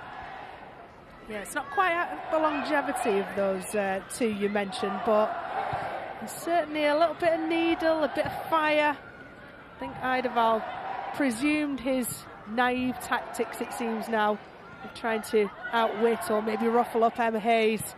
She ain't gonna fall for that. She's been around for years. She's played all of those games with previous managers. She's one of the best. And after her purring comments earlier on this season, she may well be the one looking like the cat that's got the cream tonight. Clattered clear by Arnold. It feels like a bit of a lull for Arsenal if they did start with intensity. Absolutely, and that's what happened in the first half. It goes sort of 3-4 minutes and you felt the goal was coming, and West Ham thwarted them. A little bit of finesse required in that final third wasn't there for Arsenal. So at the start of this second half, Chelsea needed a goal to turn things around in their favour. They've scored 2, and now Arsenal need a 2-goal swing. One here for starters, and they're not going to get it from this attack because Mead is offside. It's a tight one. So exactly what Beth Mead was doing, and she ran from the outside and inside and kind of back onside. Yeah, it does look like she did stray off. Good defensive back line from Sissoko. Wonderful movement from Beth Mead, though. She's been involved in 10 WSL goals against West Ham, Beth Mead, one of her favourite opponents. Defending for Arsenal here, and they'll have a corner to defend as well as Catley gets the touch behind. I feel like this place would erupt if West Ham were to get a lead here. They've not had a huge amount to cheer about the inconsistency of West Ham over the last couple of years, I'd suggest. Ollie Harder at the helm, Paul Konchesky in as assistant manager. It's got to be a big lift for the club. He did his A licence to chat with Farrah Williams before. He did his A licence with Farrah Williams. Did Paul Konchesky.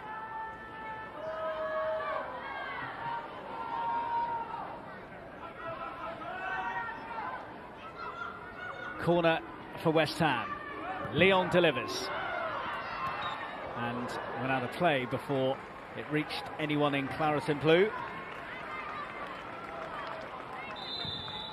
Can't even imagine how frustrating that is for Ollie Harder, just turned away in displeasure, I would say, at that corner. Change then for Arsenal.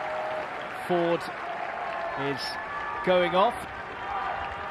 And Blackstenius is on, who was subbed herself in the North London derby, and McCabe came on for her. You were saying to me earlier, Rachel, that she wasn't quite at it in that game at the Emirates. Yeah, I didn't feel she had the real quality that she has shown, or that she came, with her on a CV. Not quite got up to the speed or the cutting edge of the WSL yet. But she'll have a point to prove after being brought off in the North London derby at the Emirates. Blackstenius, ahead of the Euros this summer, be itching to get on the score sheet. And what a key goal it would be should Arsenal get a lead today.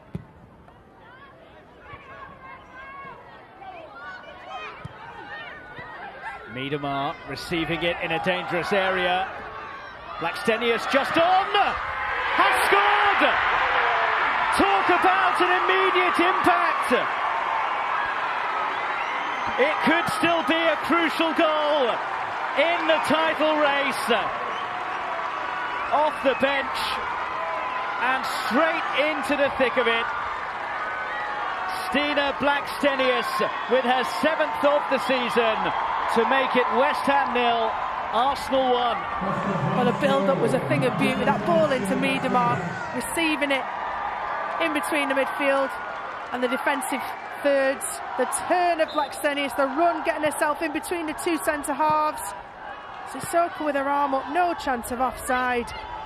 And just slots it wide. Kenzie Arnold does her best to try and get down. But too far in the corner, and she said, what an impact. As we said, Arsenal can only do what they can do, and that's go out and win their part, win this game. And whatever happens at Chelsea at Kingsmeadow, that's out of their control. 7 goals in 16 games for the Swedish international since she joined Arsenal. And we're back to it being a 1-goal title race. Chelsea still in the box seat, but if Manchester United were to equalise at Kingsmeadow, Arsenal would be back top of the pile. It's still nip and tuck with half an hour of the season to play. Mead trying to extend Arsenal's advantage here, away from Sissoko. Mead! Inches away from an absolute cracker. Well, that's classic Beth Mead, just coming off the wide. Central, the goal, the width of the goal. That shot, either left foot, right foot. She has got a rocket. This one here, absolute pile driver across the keeper, no chance. Ricochets down off the bar. Feel now the deadlock has been broken, that Arsenal could really put their foot down, keep their foot down, and get more than just the one. Little. Williamson.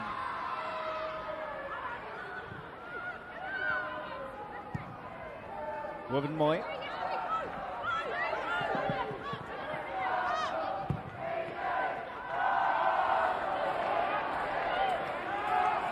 Zinsberger. Ooh, loose. Helped on by Yallop. Tidied up by Maritz. Stenius. Sissoko. Yallop. What have West Ham got by way of response? Well, they've got defending perhaps to do here. McCabe carries. Blackstenius to the left, Mead to the right. She goes for Beth Mead. McCabe. Important touch that from Sissoko. And it actually came off McCabe last. Yeah, it's good cover. You're seeing that Julie Flaherty looks like she's tiring a little bit, and that striding run forward from Katie McCabe. You know, Arsenal don't just have a centre forward, they've got the front three, they've got midfielders who bomb on and join in an attack. You know, there's lots of prongs to their attack. Here come Arsenal again. And the hit this time is just wide from Miedemar. Yeah, they've got a taste for it now, Arsenal. The goal from Blackstenius, that beautiful straight from Beth Mead that rattled the bar. Half a yard now, and Arsenal players are taking their chances.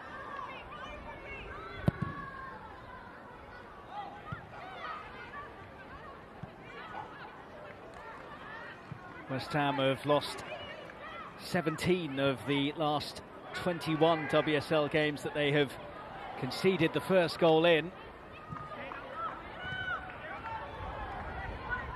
And the fact that Arsenal are taking charge has sparked the need for a change.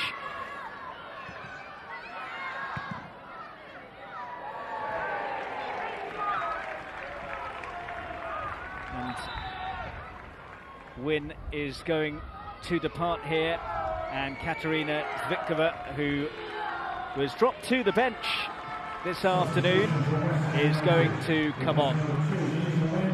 Yeah, the Czech Republic international has been pretty much an ever-present this season. Surprised to see her on the bench. Whether it intertwines with her contract finishing at the end of the season, who knows? Catley collects. Miedemar on the overlap. Catley! 2-0! Arsenal are keeping up their end of the bargain. Steph Catley gives Arsenal breathing space at West Ham. They are heading towards the 3 points that they need. And focus perhaps now switches to events at Kingsmeadow. West Ham 0, Arsenal 2. That was a wonderful finish. I was right behind it from where we were stood and commentating. Steph Catley, no pressure on the ball, opens up, sees that gap at the near post. No defender got down the line of it, so the keeper still had to cover the whole goal. But this is wonderful technique to get the power, just opens up and slots it high into the corner. We talked about Arsenal having quality from every dimension on the pitch. Steph Catley's played left back today. Well, he said that Steph Catley is one of the best players in the world in her position after the Australian signed a new contract with Arsenal this week. She says that she feels right at home at Arsenal, and she struck that home brilliantly to put Arsenal in charge here. But of course, there's only so much they can do. They can go out now and not relax because it's not done and dusted at 2-0, but you feel they're in the groove now, Arsenal, that more goals should come. West Ham look a bit disjointed, a bit tired in their pressing. Well, while Arsenal are in control here, Chelsea have also got themselves a 2-goal lead against Manchester United. Sam Kerr has scored once again, which means that Chelsea are looking very well set for the title now after a very well taken goal from Sam Kerr. So 2 Australians score on either side of London, and it means that his side's efforts here are likely to be in vain now. So the celebrations there from Sam Kerr and the entire bench for Chelsea. They think that that is it. The job is done against Manchester United. And confirmation of how things look now. Both sides in front, so Chelsea maintain the 1-point advantage they had before kick-off. No matter how many times you look at it, it's not going to change the score. I was going to say that if Arsenal do sign off here with a win, a convincing win in the sunshine, it would be something to sign off a pretty successful season for the Arsenal fans. I don't think it made Jordan Nobbs happy.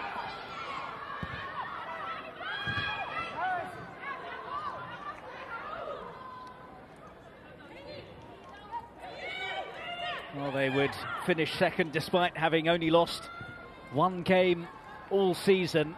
Shows the calibre of this WSL title race. The margin for error is so slim. And they'll reflect on the season where they dropped points. They lost to Birmingham, who have gone down.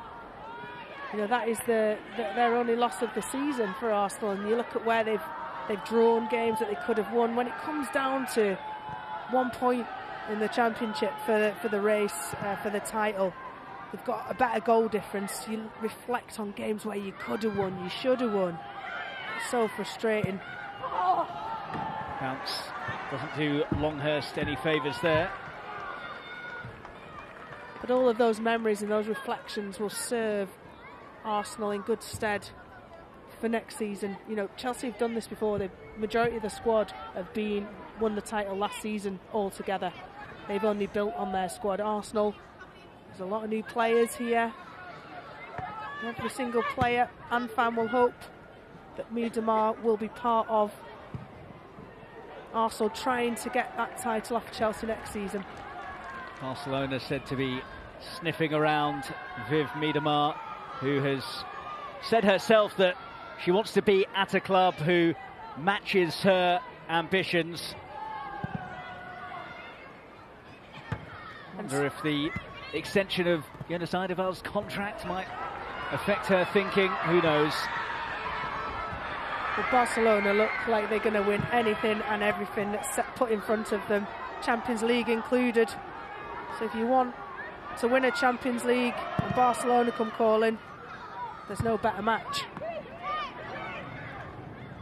And Miedema is one of the finest strikers, attacking midfielders, whichever you call it, or both, in the world.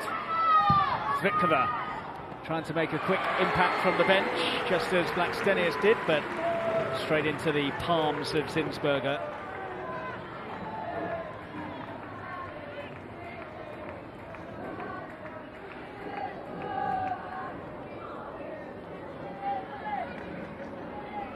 Yeah, Barcelona, for those people who may be new to women's football, have in the last couple of years have become the new Lyon.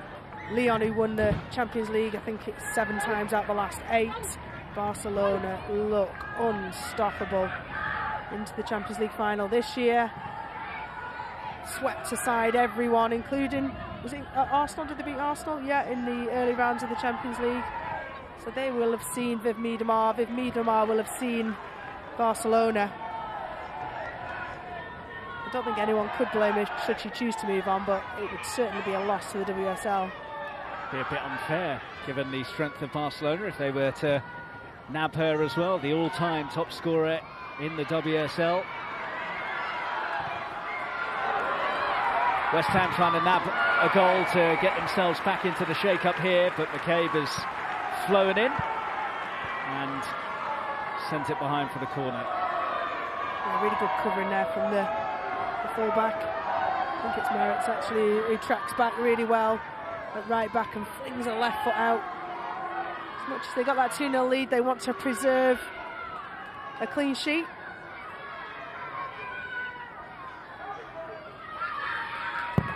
In it goes from Leon. Free header! And wide from Brynjarsdottir. That is a good chance, and she knows it. Best chance of the game for West Ham, and we said, didn't we, in the first half corners, that Brynjarsdottir could be a problem for Arsenal. She rose above everyone. Leah Williamson included, who was tasked with marking her, just could not get the header. Oh, it's a brilliant chance. Should have scored. Simple as that.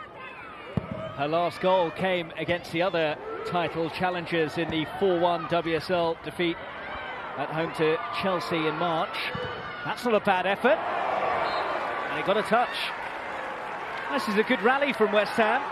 Well, they've got nothing to lose now. They've got to go for it. And it's Svikva who's just come on that left-hand side, an attacking player, attacking left midfielder, onto her right foot. Not a bad effort, deflected wide. Both managers want their substitutes to have an impact on the game.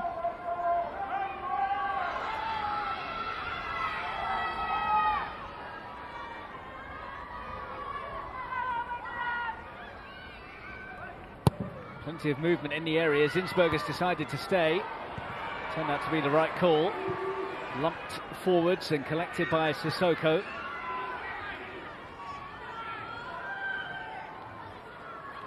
Yallop. Free kick.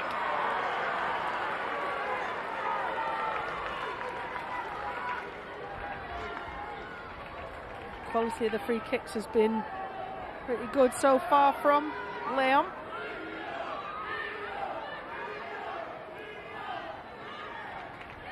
No surprises who should be aiming for. Arsenal have to do better. Blockers have got to block Brynjarsdottir.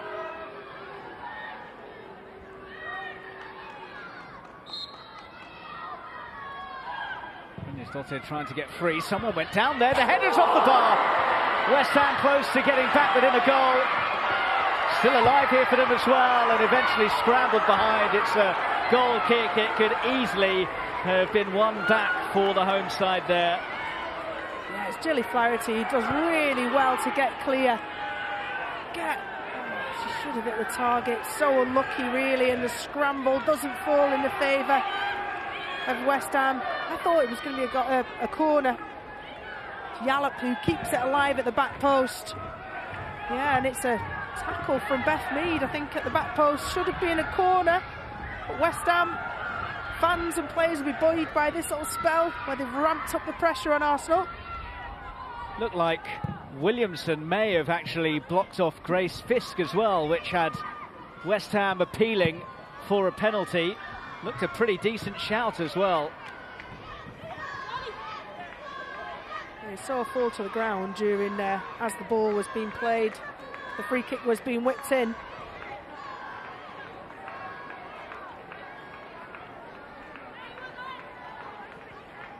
See it again here. Grace Fisk looking to make a run. Leah Williamson, just blocks her off. No foul there at all. Right decision from the officials. I think the officials have been excellent today so far in decision making. It's been, we think now we watch TV on football on TV, and we expect VAR or goal line technology to be there. Remember that it's just these four doing their best to marshal the game. And as they've been under the PGMOL now, they're learning more, they're accelerated, they're learning. The standard of officiating has been much better. We hope that that continues. Little showed too much of it to Yallop. Miedemar.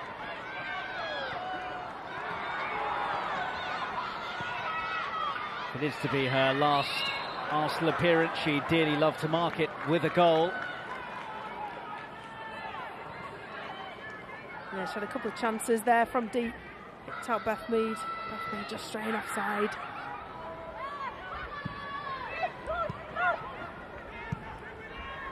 You can understand why Viv would want to move on. She's broken every record in the WSL for goal scoring, for assisting, being involved in goals. She's done everything she can, and she's not been able to lead Arsenal to a title, Champions League success, and ultimately that's what she wants in a player of her calibre. Warrants win the European Championships for the country, got to the final of the World Cup, a lot of firsts, milestones in her career.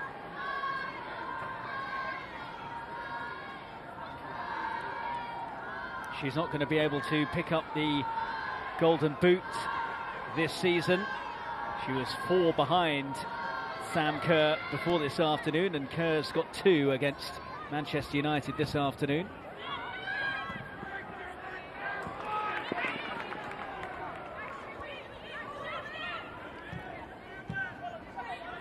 Catley. Asagawa.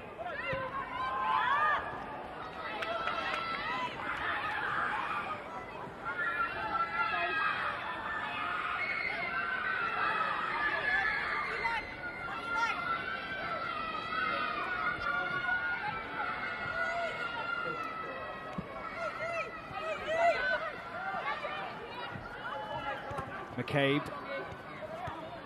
Leon running into traffic. Miedemar. Hasegawa tangling. Miedemar comes away with it. Early pass. Good turn, Mead. Sissoko does enough. And it's in the hands of Mackenzie Arnold.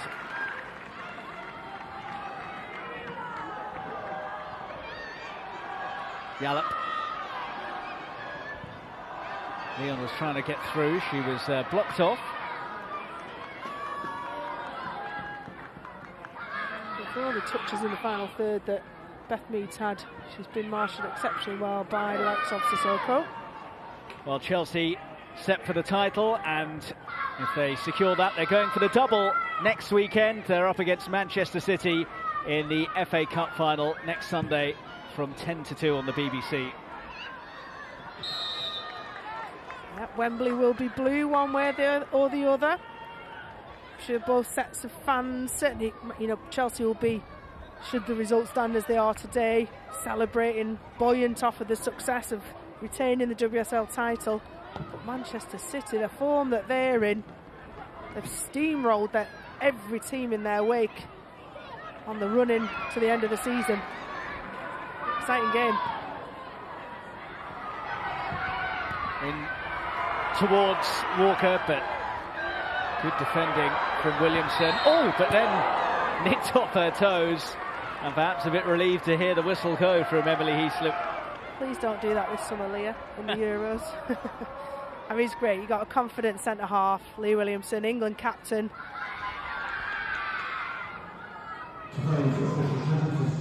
Not around the 8-yard area, thank you.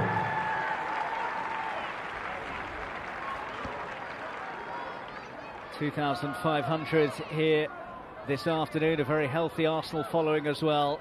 For a minute or two throughout the afternoon, they may have thought it was going to happen, but Chelsea have taken charge of their game against Manchester United, and the victory Arsenal are heading for here doesn't look like it's going to be enough.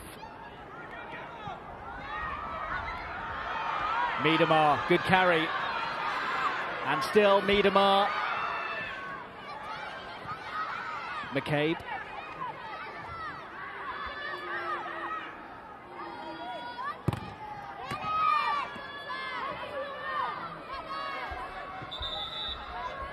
Going to be an Arsenal change here. Nikita Paris is coming on. Substitution for Arsenal. And Beth Mead departs inches away from scoring a cracking goal. Nikita Paris, who got her first WSL goal against Aston Villa last weekend, is on for the closing stages. Has scored a few against West Ham, whilst in Manchester City colours in the past.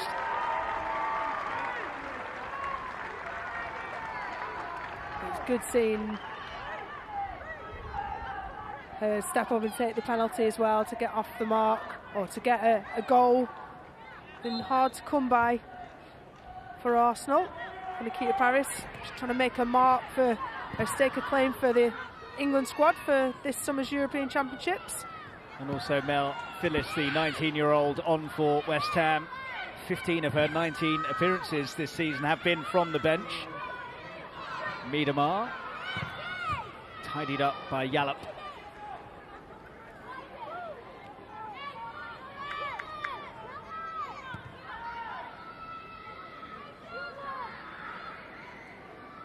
Yunus Eideval said this week that it's great news that he's been given that contract extension through till the end of the 23 to 24 campaign.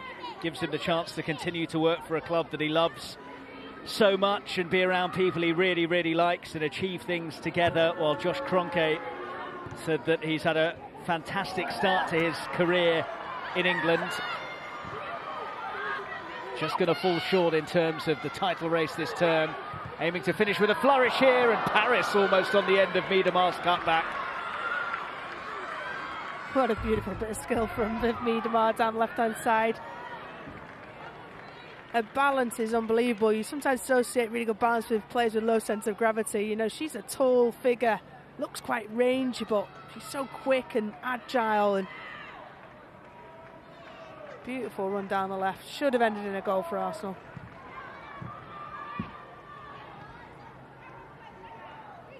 Paris.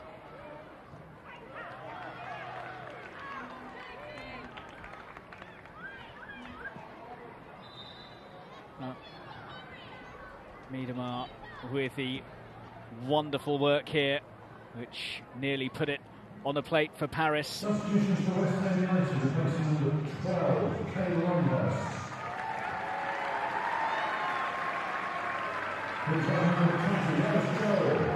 It's going to be a triple change for West Ham late on here.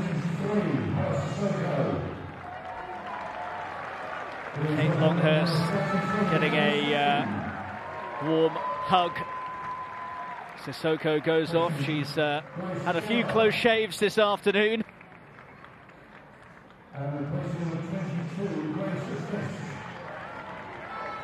And Garard, Hussein and Joel, the three who are on for the final 5 minutes or so.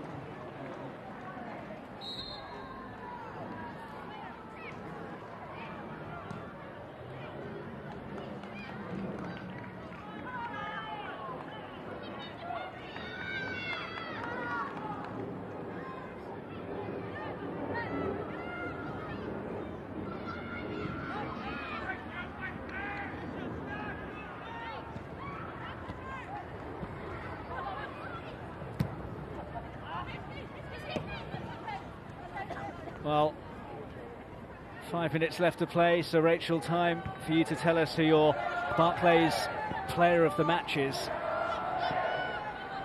Well, Catley got the goal, but Miedemar has been unbelievable. The way she's linked up, a little trickery just a few moments ago. She has been the gem for Arsenal. So she gets the Barclays player of the match. hopefully hear from her at the end. See what happens to her next season. Blackstenius, too high for her.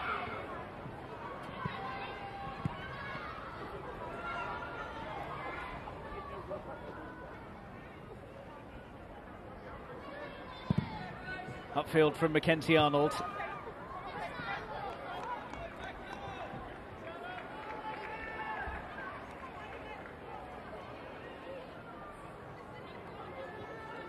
So Arsenal's wait for a title goes on. They last lifted the trophy in 2019, and barring something miraculous at Kingsmeadow, they're not going to be able to overtake Chelsea this afternoon, with Emma Hayes' side holding a 4-2 lead against Manchester United. Zagawa. Worth a go. Yeah, lovely little bit of footwork. Gets herself a yard at this stage of the game. Why not? Japanese players that we've had in our league and we've played against them internationally are just very, very good technically. You can see she's trying to boss that midfield, be the playmaker. Fisk there, ahead of McCabe. Here's Little.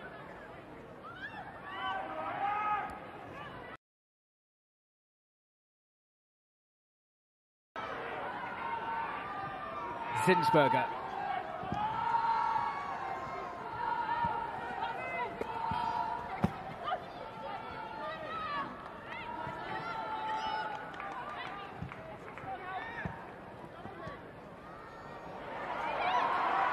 Little.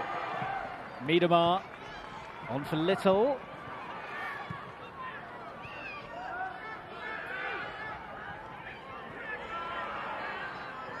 Leon. Worked on nicely for Svitkova.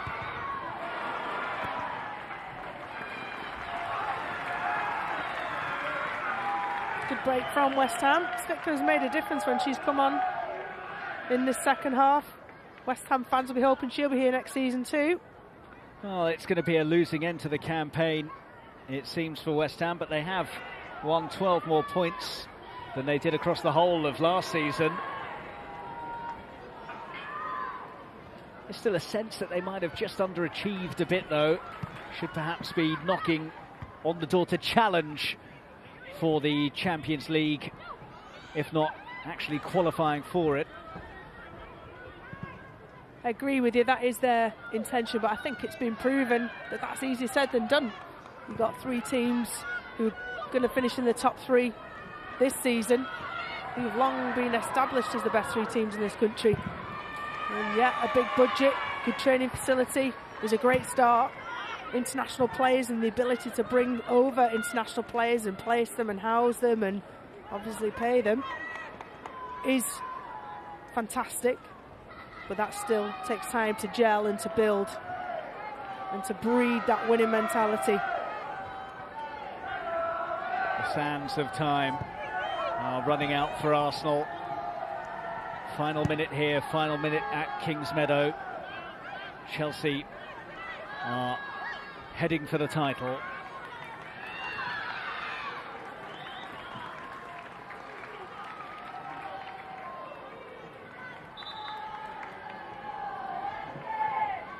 Well, this could be the final farewell to the greatest scorer in WSL history.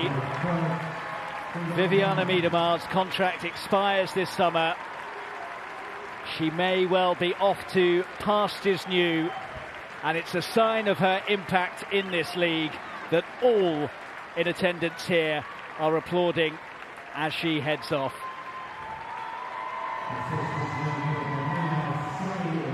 She's been a wonderful presence, ever present for Arsenal over the years that she's been here. Came, I think it was from Wolfsburg, from the German league, and made an immediate impact. Such a young player, has plied her trade in different countries. What she's meant and done for her national team, put them on the world stage. And of course, Serena Wiegmann, who led the Netherlands to European Championship winning team, gold medal, to the silver medal at the World Cup final. He's now in charge of England, and what high hopes we have for that team this summer under the leadership of Sarina Wiegman. Friedemann is the replacement for Miedema. Stensberger out together. Arsenal looking for a 4th consecutive win away from home in the WSL without conceding.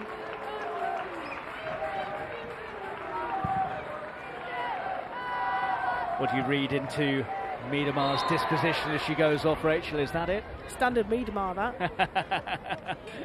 That's as excited and as fair point. Yeah, elaborate as you get as a emotional goodbye.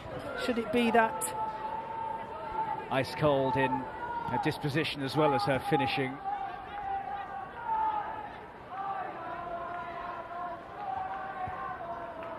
Well, I guess the only satisfaction Arsenal can take from this afternoon is that they did their bit. They're going to get the win. They might get another goal. It's Paris who's through. Nikita Paris, surely. Oh, wonderful work from Flaherty to deny Arsenal a 3rd in stoppage time. A beautiful ball, lovely timed run from Nikita Paris. Definitely onside, gets between the 2 centre halves, and Nikita Paris, keeper does well to stall her. Just didn't get a big enough touch, so I had to take 2-3 touches to her left, which allowed Gilly Flaherty to get back and cover that line. Now that's a wily centre half there, plenty of WSL years under her belt.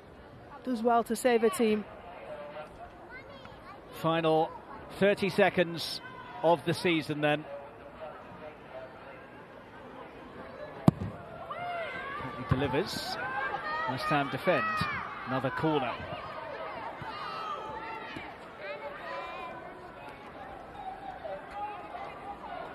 Yeah, another Steph Catley corner.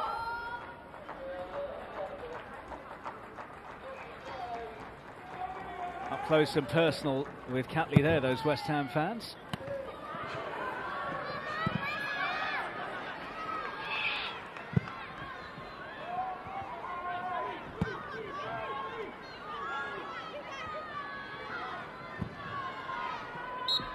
Arsenal have done their bit.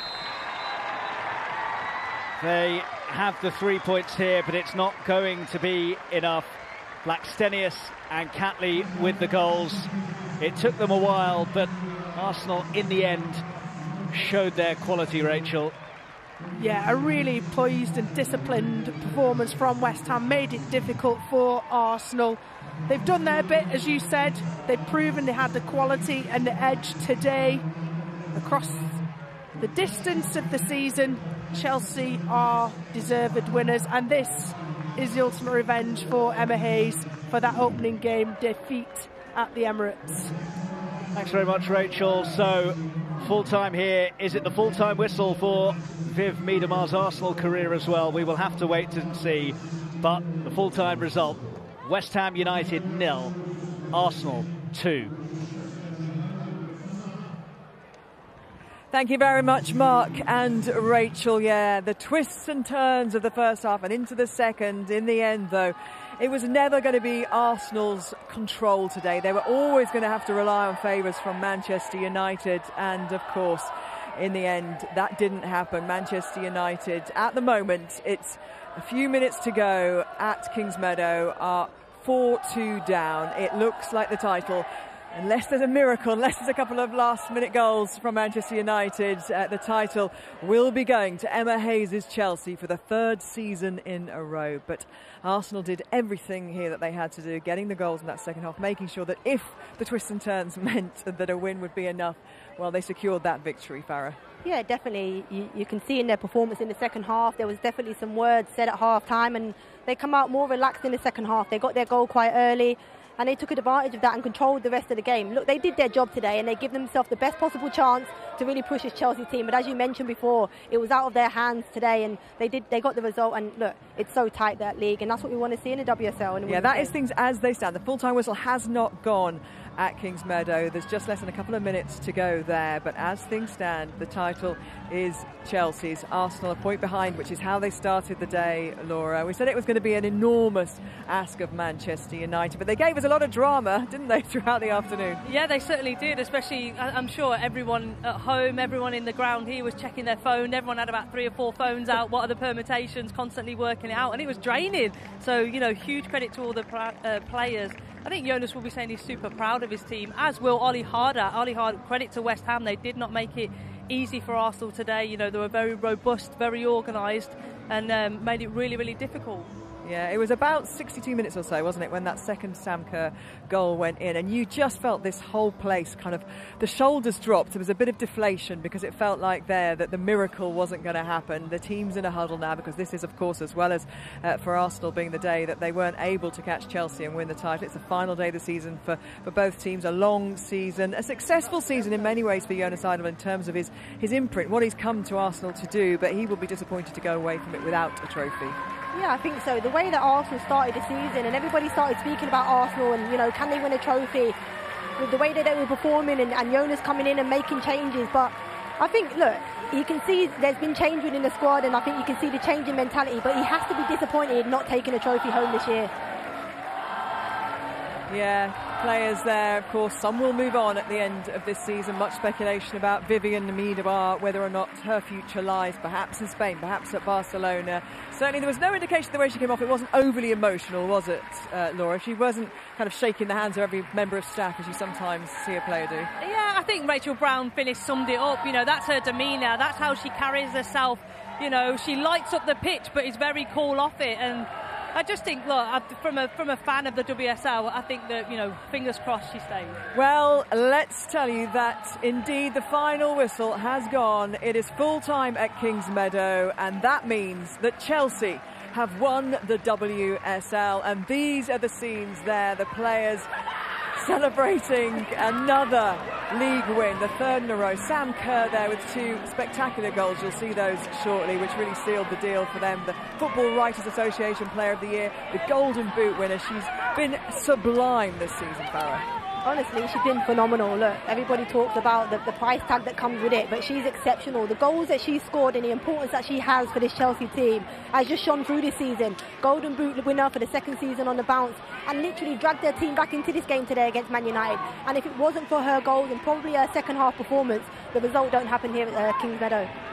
Emma Hayes hugging every single player, Laura, and giving them huge congratulations. They've had to withstand a bit of pressure coming in the latter stages. They started the season with a defeat as well, uncharacteristically, and Emma Hayes, if we know anything about her, she hates losing. Yeah, yeah, she certainly does, and so do most of those players in the dressing room as well. But if you look at their journey throughout this whole season, you know, the amount that they've had to bounce back from, going out in the group stage in the Champions League, the Continental Cup final, so you can see it hasn't been plain sailing. I think this one will mean a little bit more because there's so much competition, so much riding on every game. I've spoken to her as well through the season, and she's talked about how difficult actually she's found managing players in COVID has been, and obviously there were disruptions this season as well, and she, you know, that part of her job is challenging. Obviously it's challenging for any manager, and that's the times I think she's found even more challenging than ever, managing players' personal expectations, managing the personality. She's got players who hadn't seen families for a long time abroad, and that this season was particularly hard for her. Yeah, most definitely. I think that, you know, if you ask Emma, I think she draws on all of her experiences. Her 10 years that she's had at Chelsea, she will tell you she started slow there and didn't understand players as well as she does now. And I think she would have drawn, as I mentioned, on those experiences and really helped drag these players through that. Because, look, it's been difficult, not just for footballers, but everybody in society with what went on with COVID. So it's been a difficult couple of years. But she certainly played a key part in helping these Chelsea players get through those moments.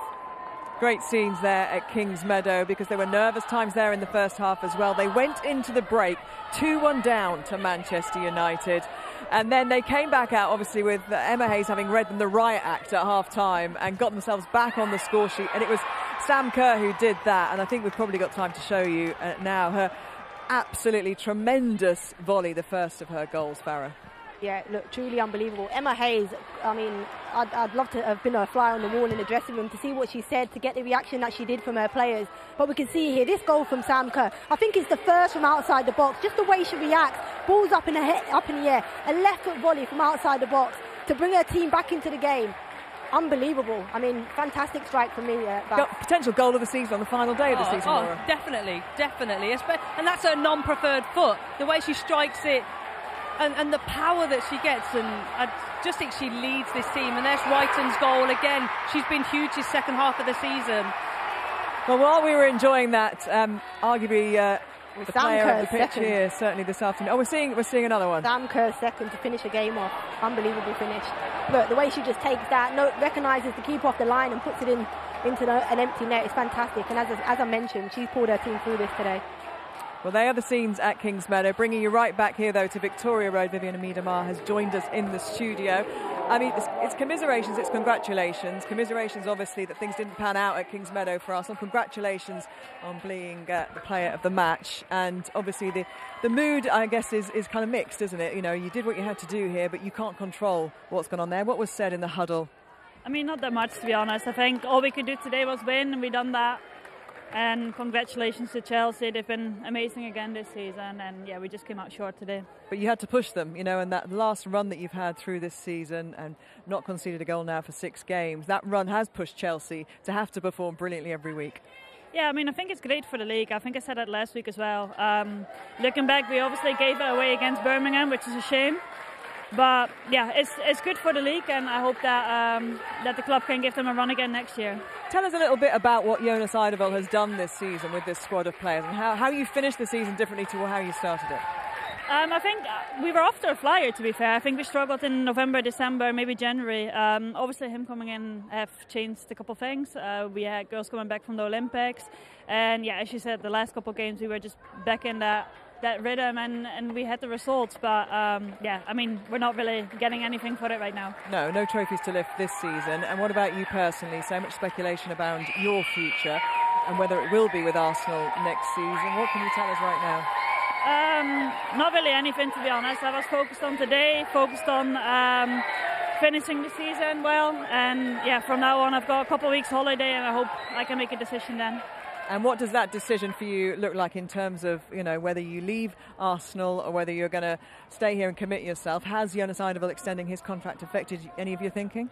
No, not really. I mean, I'm obviously, I'm speaking with Jonas, I'm speaking with the club. I really want to win titles, and I mean, obviously this year we haven't won anything, so I think that's just a decision that I need to make. And if I feel like the club is moving into the right direction, then maybe 1 or 2 more years, but at this moment I've got no idea. Okay, thank you for coming to talk to us today, and enjoy your downtime before another busy summer. Thank you very much. Thank you very much, thank you.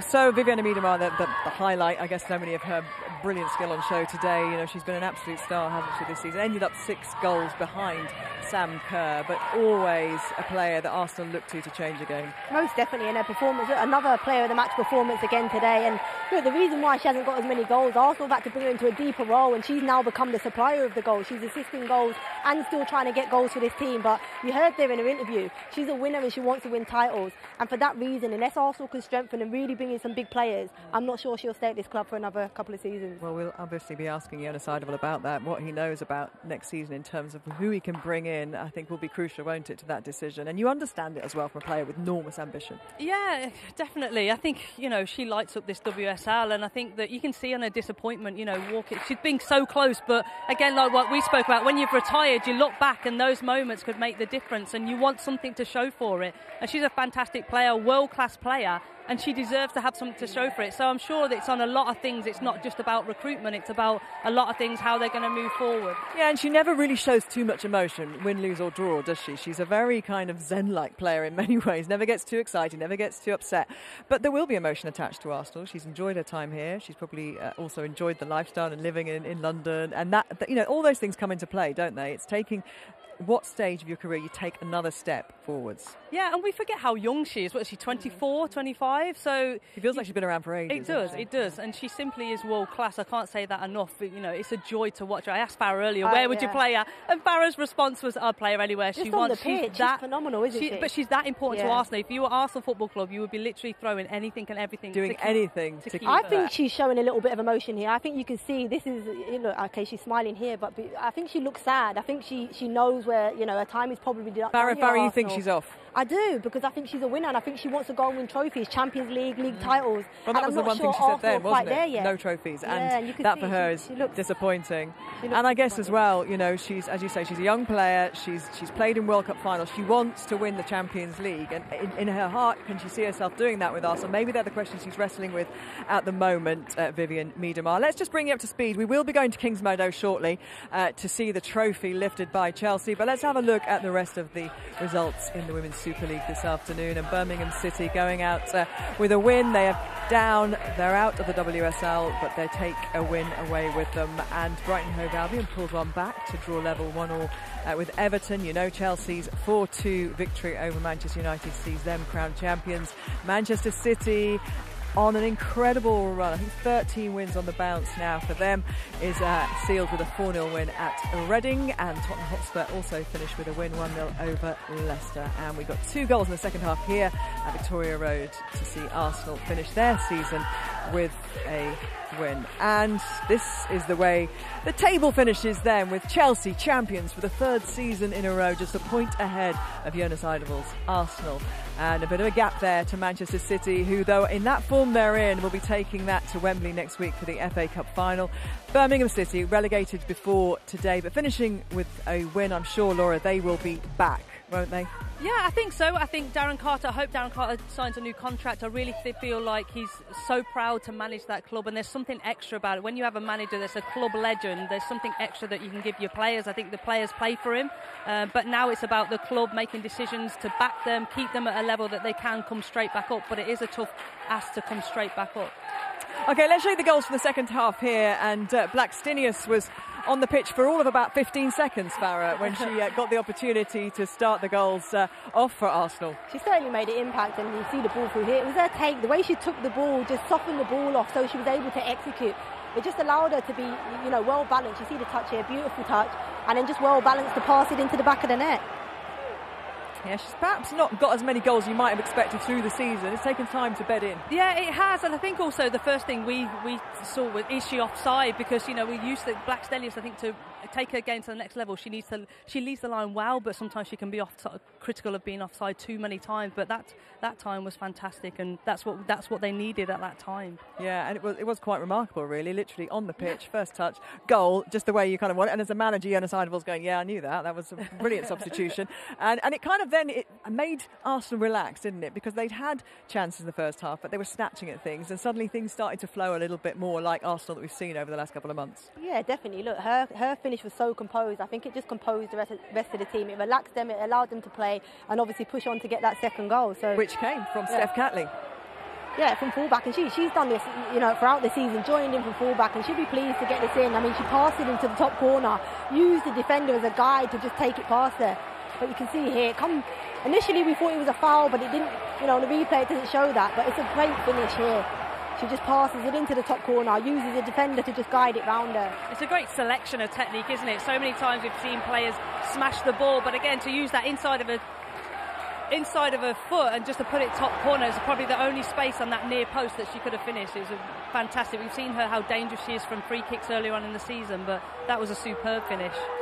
Yeah, and the Arsenal fans celebrating their team's victory here, but obviously knowing at this point in the game that already Chelsea were 4-2 up, and the dream was ebbing away from them, and the shoulders are kind of slumped on the Arsenal bench as well. And here is their manager, Jonas Eidevall, has joined us in the studio. Jonas, good to see you. Congratulations on the win and on the season, but obviously ultimately it was never in your hands today, so that must have been quite a frustrating kind of victory if there ever was one. Yeah, it feels very empty right now. I'm very proud of the players, how they handled this occasion here today. It's obviously been a tough week for us with a lot of matches, but I think we have been phenomenal.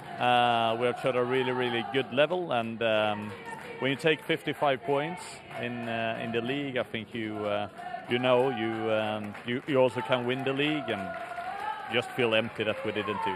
And it was going your way at half-time, even though you hadn't scored a goal. Manchester United were doing the business over there at Kings Meadow. How much was that kind of playing into your thinking about the second half? What was going on in the dressing room at that point? Not a lot.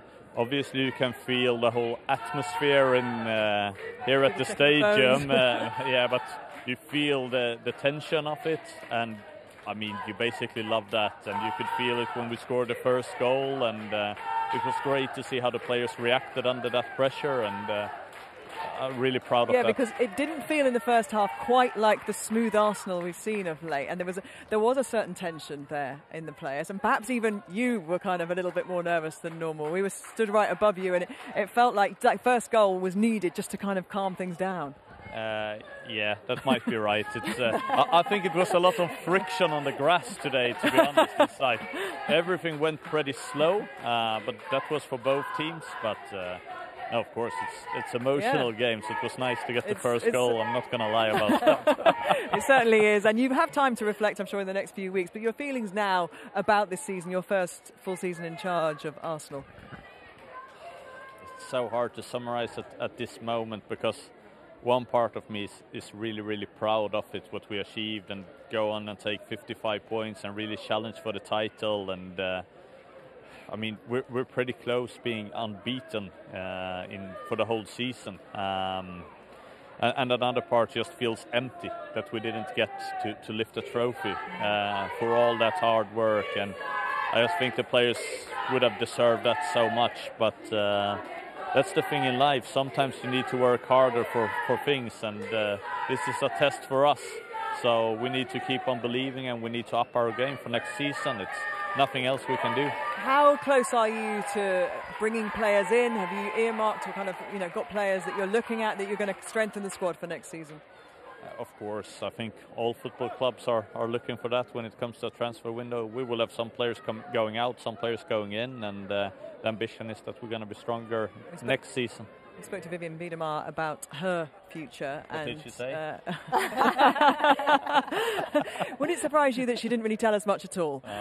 She said she doesn't know, and she's got to have conversations with you. She's got to talk to the club. There is speculation, of course, that it's her time to move on, and she's an ambitious player. She's a world-class player. I'm pretty sure you're going to tell me that you're going to do everything you can to keep hold of her. I think some of the things Viv does today, it's astonishing. It's a stellar performance. It's I really think you see she's on a level when she does things that no one is in the league. But our ambition is the same. We want to keep her. We want to try and do our very best to do it. But so you'll do everything you can to keep her. Of course, of course. I think if we wouldn't, we would probably be both blind and deaf to see the performances. Absolutely. And we saw you this week announcing your contract extension along with Mikel Arteta as well, which I think is an unprecedented move actually for a club to align the men's and women's coaches, showing once again that Arsenal is so forward-thinking and kind of at the vanguard of the women's game in terms of their attitude. The club is absolutely great. It's you feel the support all the way from the supporters to the staff, but also to the whole management and the board. They've been with us all the time, and what is, I mean, so reassuring when you work with that is, of course, we wanted to have success here short term, but we're also very committed to achieving things long term. So that we didn't win the trophy today, it doesn't change anything for our ambitions for next season. It's that remains constant, and I think that it's so important in a volatile world like football is, that you keep your target on the long-term goals still. Yeah, Jonas, we've seen you excited on the touchline. We've seen you looking frustrated on the touchline. We've seen you laughing, almost close to tears. You know, you're a brilliantly expressive manager, and we've really enjoyed that this season and seeing you. Have you enjoyed this last season? Yeah, I've enjoyed and the whole experience with WSL. Of course, I've done. I love being here in England and so on. I always wish that I was a little bit less emotional for it, but it's don't change. It is tough because at some part it's like it's your life there on the sidelines, and you want to live it, and you want to feel that the players feel that too. That this is the important thing. But yeah, I don't think you can change really, can you? Your personality is what it is, and I think it's great to see. When I'm here outside the pitch, I think I'm a much calmer person. I think that sometimes I hope what the players and other people that work with me can see, that I'm not only this maniac on the pitch line, that I actually have another side to myself as well. Well, listen, have a good downtime, have a good rest, and maybe we'll see you on our coverage of the Euros. Maybe come and join us in the studio during the Euros at some point. Would be lovely. Okay, we'll make it happen. Gabby can make anything happen. I'm not sure about that. Jonas, thank you so much, and Thank congratulations. you. I know it feels right now a little bit deflating to not lift a trophy, but well done this season. All right. Thank too. you. Thank you very much. Thank you. Almost didn't want to bring these pictures in while Jonas was there, but these are the scenes at Kingsmeadow. I didn't want to rub salt into the wound, Farah and Laura, but they are the scenes at Kingsmeadow, and it was almost a trip up for Emma Hayes. She's had very few of those this season, hasn't she? With the Continental Cup already in their hands, they now add the Women's Super League title, a third in a row. Chelsea with a cup final, an FA Cup final next week at Wembley to come. It could be another treble. Yeah, I mean, it could be. Look, fantastic. And you've seen the fans there in the initial shot, and those Chelsea fans for these players, home and away, have stood out above any other team within our league. They've been fantastic. They've shown fantastic support. You've heard Emma and the players speak about how important they are in moments when it's been difficult for Chelsea. And then you just see Emma there, nearly getting tackled, but manages to stay on her feet and celebrate. It's fantastic scenes there at Kingsmeadow. Nothing more special than winning the league on the last day of the season at home in front of your home fans. It's just like tick, tick, tick, tick, tick. Yeah. I'm sure they'll have a very interesting night ahead. Katie Longhurst just had a little crawl through the studio there. She could have gone round the back, but it's absolutely fine. It's one of those days, isn't it? The final day of the season, anything goes. Anything goes. Okay, we're going to head back over to Kingsmeadow because it is time for Chelsea to lift the trophy, and Robin Cowan is watching on for us. Well, Chelsea, the triumphant squad, receiving their winners' medals. They're introduced onto the Kingsmeadow pitch one by one. Emma Hayes will be keen to emphasise that the whole squad have played their parts. Millie Bright, who has started every single game this season. 38, one more to go next weekend at the FA Cup final. And they make it a domestic double against Manchester City. They were made to work this afternoon against Manchester United. Jess Carter, understandably, a little bit more subdued after working so hard. Taking her time, receiving the congratulations of the Chelsea coaching staff. A real breakthrough season for her. Consistent performer at the heart of that Chelsea defence. Maren Mielder, club stalwarts, but just 4 sub-appearances in the WSL this season, but certainly would have played her part as a strong voice off the pitch.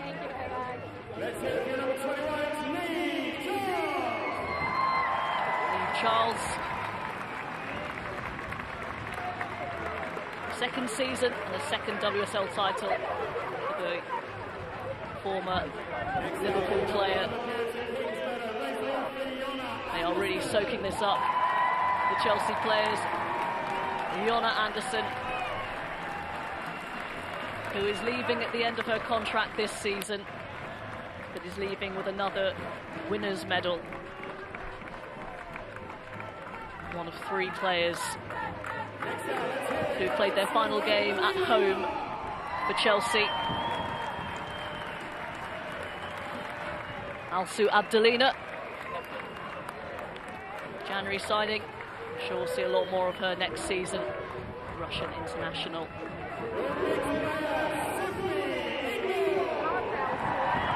The Wales captain Sophie Ingle is next. 3rd WSL title for her. In the Chelsea shirt.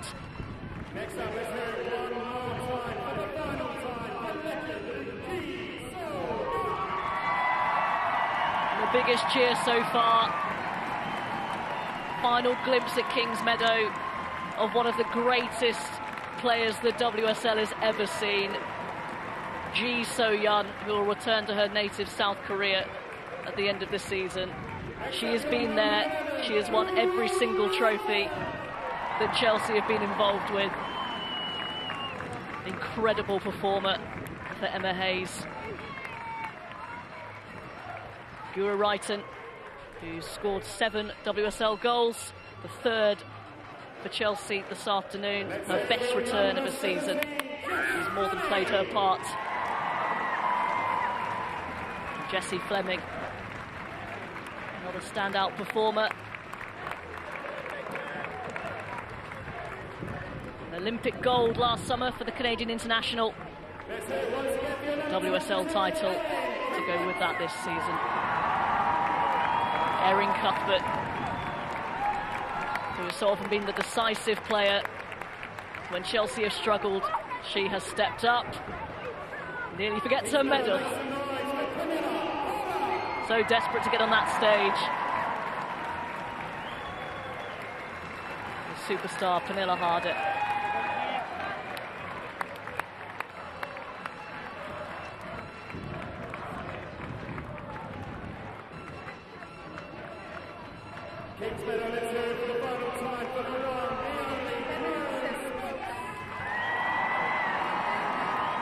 The club's longest serving player, Drew Spence, been at the club, made her debut in 2009. A 12th trophy for the club for her.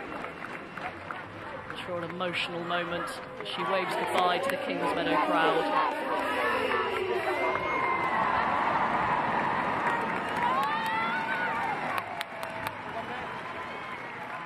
Beth England, bit of a stop-start season, but has scored some decisive goals. 7 the last 8 in the run-in in the WSL.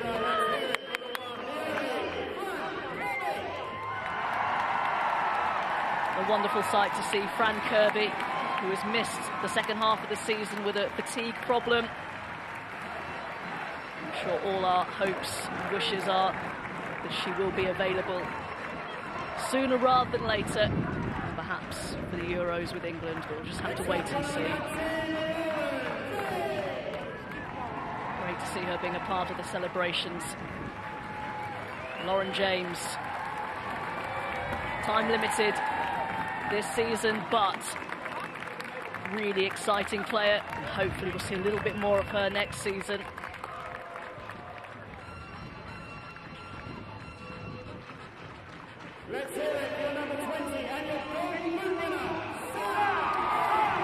Party's getting started now. Here's Sam Kerr, another golden boot for the Australian, and she's run straight past her medal.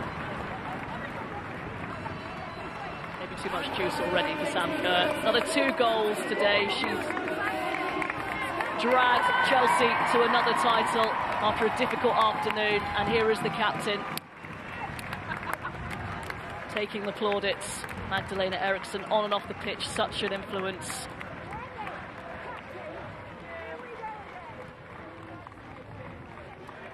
It is nearly time.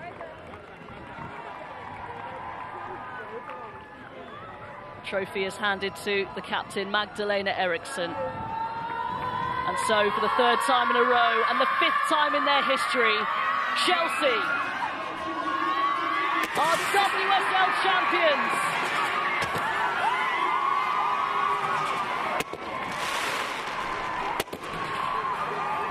Well, great scenes there at Kings Meadow, and congratulations Emma Hayes and Chelsea. 3rd in a row, an incredible run they've had in the last few years, and in spite of the best efforts of Arsenal through the last couple of months and here today, they couldn't be stopped. The juggernaut that is blue and yellow, Farrah Williams, and I know it's secretly you're in the blue camp today. Obviously thrilled for Emma Hayes and for Chelsea. Yeah, definitely. Look, I think they've been impressive throughout the season. Obviously got off to a really slow start against Arsenal, and I think since then they've really, bounced back from that game, and I think the game and the celebrations from that opening game really hurt Emma Hayes, and I think that it hurt the team as well, and I think they proved that through the season, and they've been, so consistent and, look, deserving winners at the end of this title. And we've had Beth Mead alongside us, ready to chat to. Unfortunately, we had to put you through that. I'm really sorry about that, Beth. That was a bit cruel of us.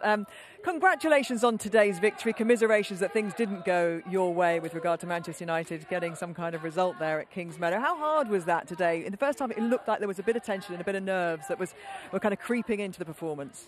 Yeah, I think in the first half we weren't patient. We were rushing things, playing forward too quickly. You could obviously say we were a little bit nervous. Then obviously you go in at half-time, you hear Chelsea are down 2-1, so it gives you a glimmer of hope. And then, I think we played some good football second half, and obviously we got our rewards in the goals, but unfortunately it was out of our control today. You personally have had a fantastic season in terms of 8 assists, 14 goals. Was there a reaction inside you after that Olympic experience and not making Tokyo that kind of kicked you into a different gear? It looks from the outside like you're in a different gear this season. Yeah, I mean, I've said a lot throughout the season. I think I've just been, playing more freely. Obviously, it was a big disappointment for me not going away in the summer, and yeah, I've channeled that into my game this season, and I've really enjoyed it. Hopefully that showed. But yeah, it was a frustrating time for me, and I just wanted to, come out this season and show what I'm all about as a player. And that frustration obviously then goes into an England and a domestic season with new managers at the helm, new relationships. And I guess there's certain points in your career where you really need that refresh. Does it feel a bit like that? You've had different bits of information coming in, different styles of management coming in. Yeah, I think the change of probably managers at international and club level is probably perfect timing for me after the disappointment. I mean, my style of play suits what Jonas wants from me, and I think that's helped my game this season, and same with Serena. I would like to say I'm a confidence player, and I've been given a lot of confidence from my managers this season, and that's really helped me on the pitch. So let's turn our attention to what's going to happen this summer as well. Mm-hmm. You're just saying there you've got about a week off. Lucky you. Yeah. Yeah, I mean, we get a week. I mean, we take the time, and obviously then we've got to switch back onto the Euros. And you'll be back in camp with England and building up towards what could be a remarkable summer for the women's game. We've just seen the WSL with coverage like it's never had before, and then there's going to be wall-to-wall women's football for a month. Yeah, exciting times. Yeah, I'm super excited. Obviously, if selected and in the squad, then yeah, super excited to get involved, and hopefully we can play really well as an England team. And I know you're being modest, but I think I put money on that. I was going to say, do we still have to say those lines? I just never trust the process sometimes. So until I get that phone call, I'm not saying I'm in the squad. Have a great holiday, stay fit, Thank you. And we'll hopefully see you doing brilliantly in the summer as well. Beth Mead there. We've got more women's football coming your way, of course, next weekend. There's a double for you, the men's on Saturday and then the women's FA Cup final on Sunday. Before any leagues anywhere in the world came the FA Cup. Chelsea through to another FA Cup final. Liverpool, their quadruple is still alive. The FA Cup finals, live on the BBC. And that has sent Chelsea to Wembley. City lead, and it's Ellen White. With Chelsea versus Manchester City in the women's. The momentous Wembley day. And Chelsea versus Liverpool in the men's. Starts Saturday from 4 on BBC One and iPlayer. And what a cracking final that could be, because Manchester City's form has been, well, they've been a juggernaut. If they'd started that kind of form a little bit earlier, they would have been in the picture today. 13 wins on the bounce for them, hardly conceded a goal. And then you've got Chelsea off the back of their result today. It promises to be a very juicy final. Yeah, it's going to be a fantastic final. Look, Manchester City are in fantastic form. Chelsea are probably drained. They've had to win every game now until for the last 4 or 5 weeks in order to win today and take that title. So I think it's going to be a fantastic game. Man City also have the psychological edge now that they beat Chelsea in the cup final a few months ago. So I think going into this final, they'll have that little bit of an edge. Are you with Farah on that? Yeah, I think so. I think also Chelsea were really disappointed on that day, the way they performed. They didn't show up. They allowed Man City to really dominate that second half. So on the back of today and everything, they'll be raring to go. And both teams have goal scorers. This is not going to be 0-0, and this is going to be 3-3, 4-4. They have goal scorers that are in form. We're going to extra time by the sound of it. So much fun this afternoon, experiencing the drama and the ups and downs and the ebbs and flows of that match with you two. Thank you so much, Laura Bassett and Farrah Williams, for being with us and being with us all season, enjoying this fantastic WSL. Well, we started the day with a point between them, didn't we? With Arsenal just chasing Chelsea, hoping for a small miracle from Kings Meadow. Manchester United were chasing wins themselves to try and get a Champions League place. In the end, it didn't happen. A win here for Arsenal, but overall it is Chelsea who lift the trophy and are WSL champions once again. So here we go then.